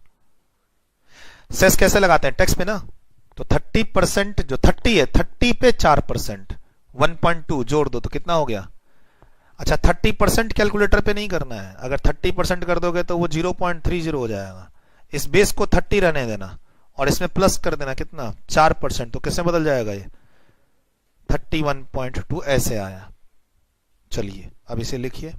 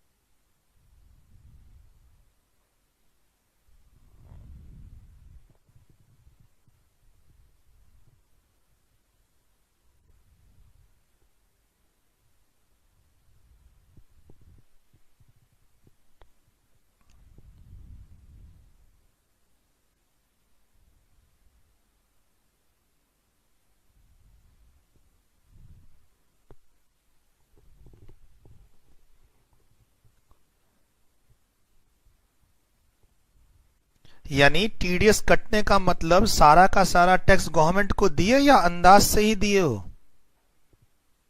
टीडीएस कट गया यहां रेंट पे 10%, तो क्या मतलब आगे टैक्स नहीं देना, हो गया खत्म? देना है। अच्छा, बहुत सारे लोगों की गलतफहमी क्या है मालूम है, आपके घर में भी और आपके आसपास भी, कि टीडीएस कट तो गया, अब इस पे क्या टैक्स देना? अरे 10% से कटा है भाई साहब, तुम इंडिविजुअल हो, स्लैब रेट तुम्हारा 5, फिर 20, फिर 30। जैसे घर में एफडी करवाते हैं हम लोग, एफडी करवा ली, मान लो तुम्हारे घर वालों ने 50 लाख रुपए की, उस पर अराउंड 3 लाख रुपए का क्या आया, इंटरेस्ट, टैक्स कट गया 10%, 30,000। अब घर वाले बोलते हैं टैक्स कट तो गया, अब क्या देना टैक्स? अरे भाई वो तो एक फिक्स रेट से कटा है 10%।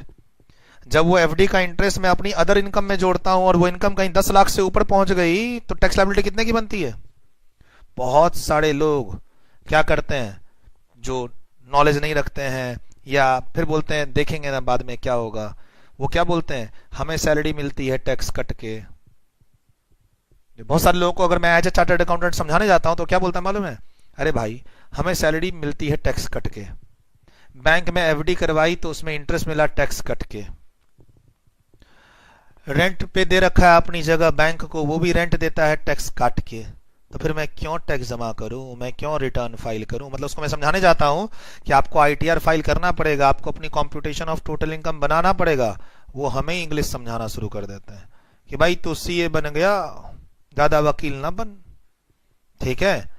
मतलब अगर उसको कहते हैं तो उसका कहना सिंपल है कि मेरी जहां जहां से पेमेंट आ रही है टैक्स कट तो रहा है, अब मैं आगे क्या कंप्लायंस करूं? लेकिन आपको भी अब पता है शायद, टैक्स कटता है तो टैक्स को जोड़ते हैं, इनकम कंप्यूट करते हैं, वहां इंडिविजुअल है तो स्लैब रेट लगाएंगे, वो रेट 5 भी हो सकता है, 20 भी हो सकता है और 30 भी, और टैक्स कट रहा है किस पे? रेट मात्र 10%। तो क्या लगता है फ्यूचर में और टैक्स नहीं देना तुम्हें? देना है। हाँ, वो लोग सही हैं जिनको सिर्फ सैलरी की इनकम हो रही है, जिनको सिर्फ सैलरी की इनकम हो रही है। मान लो तुम्हारी जान पहचान में कोई बंदा है जो स्कूल में प्रिंसिपल है, उसको और कोई आय का सोर्स नहीं है, कोई और आय इनकम नहीं होनी चाहिए उसको, एग्रीकल्चर इनकम भी नहीं होनी चाहिए, और उसको अगर कोई पैसा मिला है टैक्स काट के, तो हाँ उसका फ्यूचर में टैक्स जीरो है, उसको कोई और घर से टैक्स नहीं देना, लेकिन उसको भी रिटर्न फाइल करनी पड़ेगी। जो हम लोग पढ़ते हैं कि भाई ईयर खत्म होने के बाद टैक्स जमा करो, तो सैलरी वाले को कुछ भी नहीं जमा करना, लेकिन उसको एक डॉक्यूमेंट फाइल करना ही करना है, क्या? रिटर्न। और मैं एज अ चार्टर्ड अकाउंटेंट तुम एम्प्लॉय को भी समझाने निकलता हूं ना, नहीं मानते हो तुम लोग। अरे बॉस ने तो सारा सैलरी काट कुट के ही हमें दिया, आप आईटीआर भी फाइल करें और आपको 200 रुपया भी दें, मतलब मैं क्या ऑफर लेके निकलता हूं? 200 रुपया चाहिए तुम सबसे मात्र, और तुम्हारा आईटीआर हम फाइल कर देंगे। अच्छा, तुम्हारे पास कोई थोड़ी बहुत इनकम है शेयर मार्केट की, डिविडेंड वाली, इन्वेस्टर में कैपिटल गेन वाली, और तुम्हारे बैंक से इंटरेस्ट, तो वो भी बता दो, कर देंगे 200 में ही। बोला सर 200 रुपए में? आपका कोई स्टेटस नहीं, आप तो चार्टर्ड अकाउंटेंट हो, मात्र 200 में? अरे तुम 3000 एम्प्लॉई हो, तो 200 रुपए का रेट भी काफी है मेरे लिए। मैं ऐसे नहीं जा रहा हूं ये सामने में फुचके वाली दुकान पर और सचदेवा जूस कॉर्नर वाली दुकान पर रिटर्न भरवा लो, तो मैं यहां से सीधा Noida, Gurgaon, HCL, Ericsson, Airtel, इन सब के सीधे बड़े बड़े कॉर्पोरेट ऑफिस में जा रहा हूं। लाइन से 2000-3000 एम्प्लॉय मिल रहे हैं सॉफ्टवेयर कंपनी के, उनके एचआर से बात करूंगा, 200 रुपया पर पर्सन, 2000 एम्प्लॉय, 4 लाख का बिजनेस, 20% का कमीशन, बचा कितना? 3,20,000। 2 आर्टिकल, 2 लैपटॉप, 2 सॉफ्टवेयर, 2 दिन के अंदर काम खत्म। मैं हूं ही नहीं, मेरा आर्टिकल करेगा, मेरा लैपटॉप करेगा, मेरा सॉफ्टवेयर करेगा। तो 200 रुपया क्या घाटे का सौदा है? साल में एक बार जुलाई महीने में सीजन निकलता है हम लोगों का, जुलाई महीने में जो नॉर्मल सैलरी वालों की रिटर्न है वो जुलाई में जाती है, और वहां 200 रुपया का कोटेशन दो, लेकिन जिसके थ्रू जा रहे हो उसको भी तो खुश करना होगा। हर दोस्त जरूरी है। अगर आप ही का कोई दोस्त एमबीए कर रहा है, एमबीए में भी एमबीए एचआर कर रहा है, बहुत जरूरी है दोस्त। वही तो हमें उस कंपनी में काम दिलाएगा जिस कंपनी में वो एचआर बन के ज्वाइन किया है। अभी फिलहाल छोटे लेवल पे ज्वाइन किया, अभी काम नहीं दिला सकता, लेकिन धीरे धीरे उसका प्रमोशन बन के कभी तो वो एचआर हेड बनेगा, कभी तो मिल बैठ के एक बार चाय पियेंगे चायोज में, वहीं डील फाइनलाइज, अगले दिन काउंटर लग जाएगा। कहां? उसके ऑफिस में लंच टाइम में सीए साहब आ रखे हैं, रिटर्न भरवा लो, 200 रुपया मात्र। इनके ऑफिस नहीं जाना, यही आ रखे हैं। तुम्हें स्पेशली उठ के नहीं आना, लंच करने आए हो ना, आज बात कर लो, और कल जो लंच करने आओगे तो डॉक्यूमेंट ले आना, अब परसों रुपया। यही लड़के लोग मिलेंगे, ऐसे होता है डील। 2000-3000 एम्प्लॉय सब इकट्ठे होंगे कहां? कैंटीन के समय में, लंच में, ब्रेक टाइम पे, उसी फ्लोर पे एक काउंटर लग जाता है एंट्री गेट के पास में, और उसके पहले तुम सबको ईमेल पहुंच जाता है, so and so Suraj Agarwal and associates chartered accountant having this much experience is now arrived here for helping you in a return filing. आप अपनी सैलरी की इनकम तो दीजिए मत, वो तो हमने ही बता दी है इनको। आपकी कोई और इनकम है बैंक वैंक की तो वो बता के इनसे रिटर्न फाइल करवा लीजिए। इतना ही नेगोशिएट करना है इस डील में, 4-5 लाख रुपया अंदर। काम हमें करना ही नहीं है, हमें तो कॉन्ट्रैक्ट चाहिए। काम करने के लिए तो हमारे पास कौन है? इतने समझदार, टिकाऊ, परमानेंट, सस्ते ट्रेनी, और क्या। चलिए सर, ये क्या हुआ एग्जाम्पल? अभी वाला एग्जाम्पल कौन सा था? रेंट का। अभी वाला एग्जाम्पल, वो वाला एग्जाम्पल क्या था? विदाउट सरचार्ज, विदाउट सेस वाला। कौन सा? रेसिडेंट वाला। अब मैं बता रहा हूं कि रेसिडेंट से एनआर करने से क्या होगा, थोड़ा सा रेट को बढ़ाना पड़ेगा, लेकिन आर को मिला तो रेट वही रहेगा। चलिए लिखिए इसे।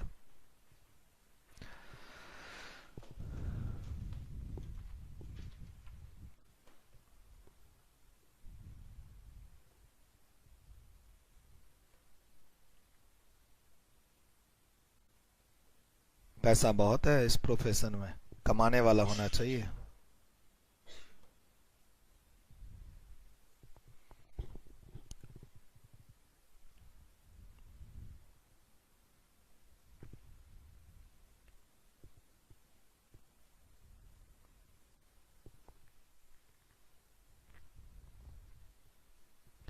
टीडीएस के रेट 30 की जगह 31.2 पे हो जाएंगे अगर पेमेंट किसको जा रही हो? एनआर को।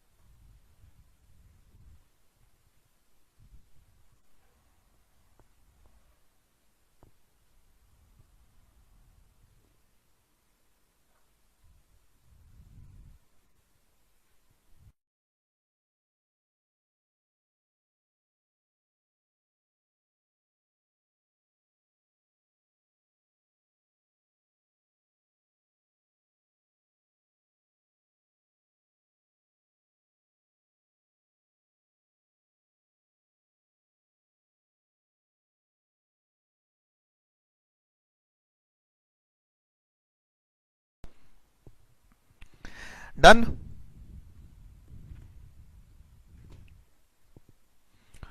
आइए सर, एक और नया concept. Mister A a professional person, professional person, he is a CA और सीएमए। डन। इसने अपने क्लाइंट की, इधर देखिए, क्लाइंट की जीएसटी की ऑडिट की। सर जीएसटी ऑडिट दोनों कर सकते हैं, CA as well as CMA, दोनों को रिकॉग्निशन है। जीएसटी ऑडिट की तो अब बिल जाएगा प्रोफेशनल फी का, कितने का? 2 लाख रुपए का। ठीक। अब इस पे जीएसटी भी लगेगा। जीएसटी दो तरह के लगते हैं, सीजीएसटी 9%।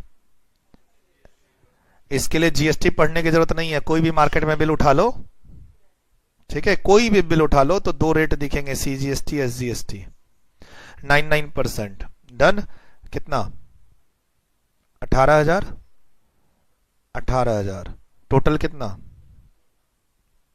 2,36,000 ये बिल आया। ठीक। मिस्टर ए प्रोफेशनल पर्सन, जैसे अभी थोड़ी देर पहले मैं मकान मालिक का एग्जांपल दे रहा था रेंट का, फिर मैं एग्जांपल दे रहा था सैलरी का, काफी सारी बात हो रही थी। सर प्रोफेशनल पर्सन ने ऑडिट की कंपनी की बिल जाएगा, ठीक है, नेचर ऑफ पेमेंट कैसा, नेचर ऑफ पेमेंट कैसा, प्रोफेशनल फी। तो पहले क्या पहचाना, अरे पेमेंट का नेचर क्या है, इस पेमेंट का नेचर क्या है कंपनी के लिए, पेमेंट का नेचर क्या है, प्रोफेशनल फी। इसमें डिडक्टर कौन है, डिडक्टर बी लिमिटेड, डिडक्टर ये है, टीडीएस कटेगा भी तो ये काटेगा, ठीक है, ये पेई है जिसको पैसा मिलेगा। डन, यहां तक तो सही है, लिखना नहीं है।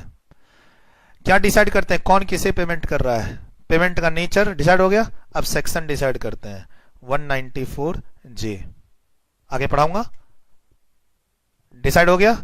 अब इसके अंदर रेट डिसाइड होता है, कितना, 10%, और एक लिमिट है कितने की, 30,000 की, नो टीडीएस। अगर पेमेंट 30,000 और उससे कम का होगा तो नो टीडीएस, ठीक। अब 10% का टीडीएस तो कटेगा सर, पेमेंट कितने की है, 236 की, 10% का टीडीएस कटेगा तो टीडीएस 10% तो कटना है। बट ये 10% किस पर लगेगा, 236 पे या 2 लाख पे।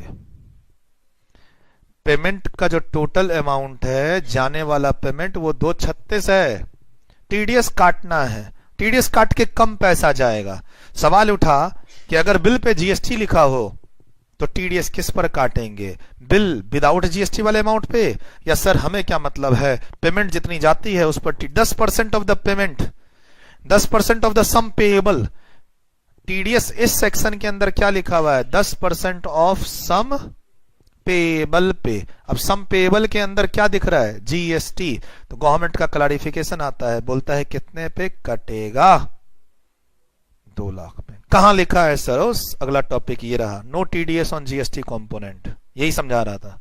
मतलब हमें लगा सर फिर आप कोई कहानी बता रहे हो। सर क्या लिखा है, सर्कुलर इशू करके, tax shall be deducted at source on the amount paid or payable to resident without GST. बोला सर एनआर हुआ तो एनआर जीएसटी का बिल थोड़ी ना भेजेगा इंडिया के बाहर से, ये कौन सा जीएसटी है, इंडिया वाला, उसको जीएसटी से क्या मतलब है। Sir if GST component, GST को अलग से बिल पर लिखा हुआ होना चाहिए। अगर बिल टोटल का है 2,36,000 इंक्लूडिंग जीएसटी, तो मेरे पास ऑप्शन नहीं, मैं टोटल पे काट लूंगा। लेकिन अगर बिल अलग अलग है तो मैं किस पे काटूंगा। यानी मेरे ऑफिस में ऐसा बिल आया है ना, मैं ए लिमिटेड के यहाँ काम करता हूं और मेरे ऑफिस में ऐसा बिल आया है, मेरे बॉस ने बोला इसको पेमेंट रिलीज कर दो, जर्नल एंट्री पास करूंगा, टीडीएस काटूंगा, टीडीएस कितना काटूंगा, फाइनली 20,000। पेमेंट रिलीज कितनी होगी, 236 में से 20,000 का टीडीएस काट के इसको रुपया मिल जाएगा कितना, 2,16,000। डन। सर एक बार मिस्टर ए की बात कर लेते हैं। सर इसको 2,16,000 ही मिला, हाँ 2,16,000 किससे मिला, रिसीव्ड फ्रॉम कैश फ्लो। देख ले इसका एक बार, 216। अब तो सर इसको वो 18,000 का और 18,000 का जीएसटी भी देना पड़ेगा, कितने का, 36,000 का सीजीएसटी प्लस एसजीएसटी। क्लाइंट से पैसा आया है, अब मुझे अपनी तरफ से गवर्नमेंट को पैसा देना पड़ेगा, फिर दो ना, कितना बचा, 180। 180 उसके पास कैश इन बैंक है, कैश एट बैंक, बैंक के अंदर कितना बचा, 180, और एक तरह से एडवांस गया हुआ है किसके पास, advance to income tax department, कितना 20 कटा था ना, 20 टोटल हो गए ना कितने, 2 लाख का हिसाब किताब आ गया आपके पास। अरे मैं तुम्हारे यहां ऑडिट करने गया, 2 ही लाख तो चाहिए था, तो 2 लाख प्लस 36,000 की बिलिंग की, 236 में तुमने मुझे 16 दिया, 216 में मैंने 36,000 गवर्नमेंट को जीएसटी दे दिया, बचा कितना, 180। लॉस हो गया, घाटो लग गयो, नहीं, 180 तुम्हारे पास है और तुम्हारे नाम का एक एडवांस रखा हुआ है गवर्नमेंट के पास, कितना, 20,000 का, क्या फर्क पड़ता है। चलो पीएनएल अकाउंट बनाना है, इसका पीएनएल अकाउंट बनाना है। पीएनएल अकाउंट में इधर प्रोफेशनल फी आ जाएगी, मैं सब कुछ तोड़ देता हूं, इधर पूरा प्रोफेशनल फी आ जाएगी कितनी, 2,36,000। कैसे? 216 आया है बैंक में और 20,000 का क्या कटा है? टीडीएस। 236 यहां जीएसटी दिखा देना कितना? 36। अपने आप तुम्हारी इनकम कितनी नीचे आ जाएगी? 2 लाख। यही तो net profit, PGBP income, total income है। सर तुम पीएनएल अकाउंट बनाना चाहते हो, बना लो। 236 इधर दिखा दो इंक्लूडिंग जीएसटी, उधर जीएसटी पे किए हो 36,000 खर्चा दिखा दो, कितना बचा? 2। और ये प्रोफेशनल फी कैसे दिखाते हैं? ग्रॉस लेवल पे दिखाते हैं ना, ग्रॉस लेवल। सर 216 बैंक में आया था, 20,000 का टीडीएस कटता है, तो क्या पढ़े हैं? टीडीएस जो कटता है वो इनकम में जुड़ जाता है ना, तो पीएनएल अकाउंट के अंदर चला गया। तुम्हारे और भी कोई खर्चे हैं तो डेबिट करते रहना दुकान चलाने के। तो सर ये एक रिकवरी मैकेनिज्म है। तुमने अगर एडमिशन के टाइम पे 2,000 रुपए एडवांस दिया है, टोटल फीस 10,000 है, तो बाद में 10,000 नहीं दोगे, 8,000 ही दोगे। क्या फर्क पड़ता है? डबल टैक्स नहीं हो रहा है। यहाँ बच्चे बोलते हैं सर जीएसटी भी देगा, इनकम टैक्स भी देगा। हाँ रे देगा ना, जीएसटी तो लिया गवर्नमेंट को दिया, बाकी इनकम पर तो टीडीएस कटेगा ही। मैंने पीएनएल अकाउंट भी बना दिया नीचे, मैंने ऊपर कैश फ्लो भी दिखा दिया, और मैंने इधर कॉन्सेप्ट भी समझा दिया। क्या? अगर बिल पर जीएसटी लिखा हो तो पेमेंट करते समय टोटल पर टैक्स नहीं काटना है, जीएसटी हटा के काटना है। खाली कंडीशन एक ही है, क्या? इनवॉइस पर जीएसटी अलग से लिखा होना चाहिए। खत्म। पढ़िए, लिखिए। इसके पीछे कुछ लिखना था क्या? नहीं नहीं, ये तो लिख चुके थे हम लोग, टीवी चैनल वाला। अब ऊपर इसका हेडिंग दीजिए, TDS on GST component, TDS on GST component, और ये चार्ट बना लीजिए। बेहतरीन चार्ट, सब डिस्कशन सब चल रहे हैं आज आपके बेसिक्स। टीडीएस चैप्टर तो इतनी देर में खत्म मैं कर देता। पढ़ाना ही क्या होता है इसमें? सेक्शन, रेट, यही सब तो पढ़ाना होता है।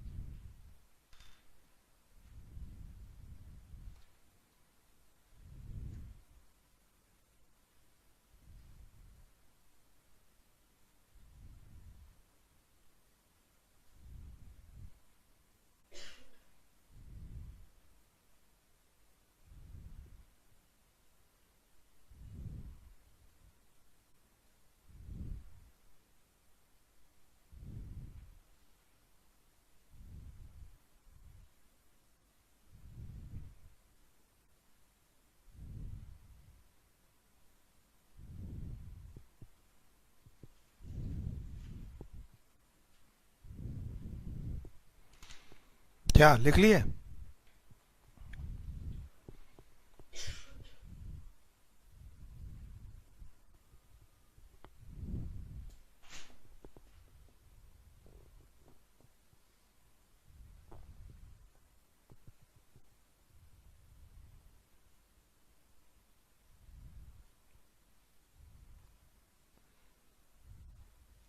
रिवीजन टाइम 1 घंटे से ज्यादा नहीं लगेगा इस पे, बट समझने में जो कॉन्सेप्ट है, अब इसको समझाया मान लो 15 मिनट में, इसको अब आगे समझने की क्या जरूरत है?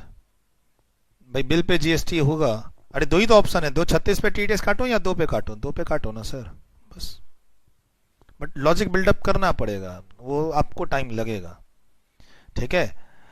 कोई भी टॉपिक 3 क्लास का मान लो मैं खत्म कर रहा हूं, तो घर पे 3 घंटे कम से कम उसको पढ़ने हैं, और बाद में उसको रिवीजन 1 घंटे के अंदर हो जाए, 45 मिनट के अंदर हो जाए, आधे घंटे के अंदर हो जाए, तो आप रेडी हैं एग्जाम के लिए। बोला नहीं सर 2 घंटे लग रहे हैं, और एक बार पढ़ो। अब कब तक पढ़ते रहो?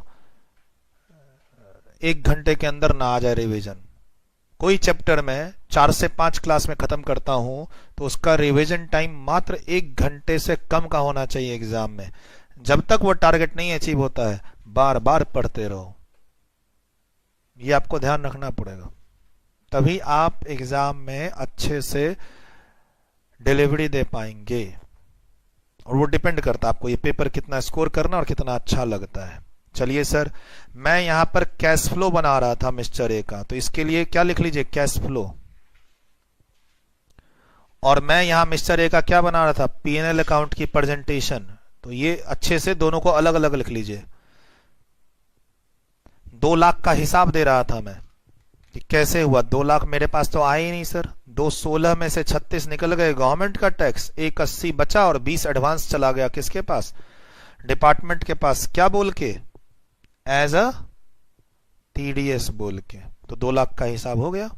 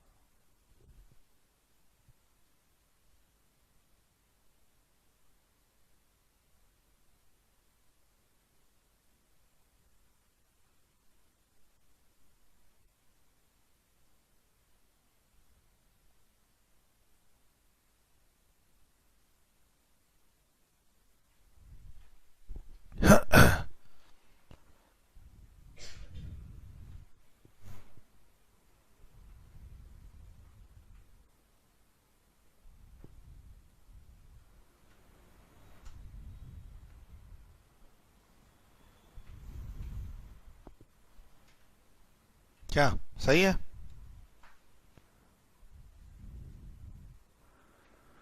मतलब कहीं घबराना नहीं है आपको, टैक्स कट गया तो कोई नुकसान नहीं होता है, आपका वो पैसा सेफ है गवर्नमेंट के पास, है ना। हिसाब किताब देखो दिख रहा है। आपने बिलिंग 236 की 20 कट गया, 216 मिला, सर मेरे साथ बहुत गलत हो गया, इधर जीएसटी देना पड़ेगा, उधर टैक्स कट गया। अरे क्या फर्क पड़ रहा है, सब हिसाब मिला तो दिया तुम्हारा मैं। तुम्हें at the end of the day 2 lakh से मतलब है ना, जो तुम्हारी फीस है वो तुम्हें मिल तो रही है। 36,000 तो तुमने गवर्नमेंट के नाम से लिया था जीएसटी, वो सामने वाले से लो, गवर्नमेंट को दो। तुम्हें सिर्फ 2 लाख से मतलब होना चाहिए, वो 2 लाख दिख रहा है कैश फ्लो में भी और पीएनएल अकाउंट में भी। ये मैं बताना चाह रहा था।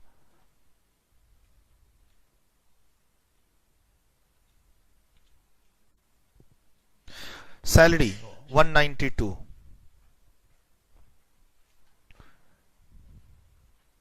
सर इसमें तो कोई टैक्स का रेट ही नहीं है। नहीं है, तभी तो मैं बार बार 194 आई और 194 जे का एग्जांपल ले रहा था। 194 आई 10%, 194 जे 10%, ऐसा कोई परसेंटेज यहां से यहां तक दिख ही नहीं रहा है सर, पूरा सैलरी खत्म हो गया 192 यहां पे। क्या सेक्शन याद करना जरूरी है? तो तुम्हें क्या लगता है अभी जो मैंने रेंट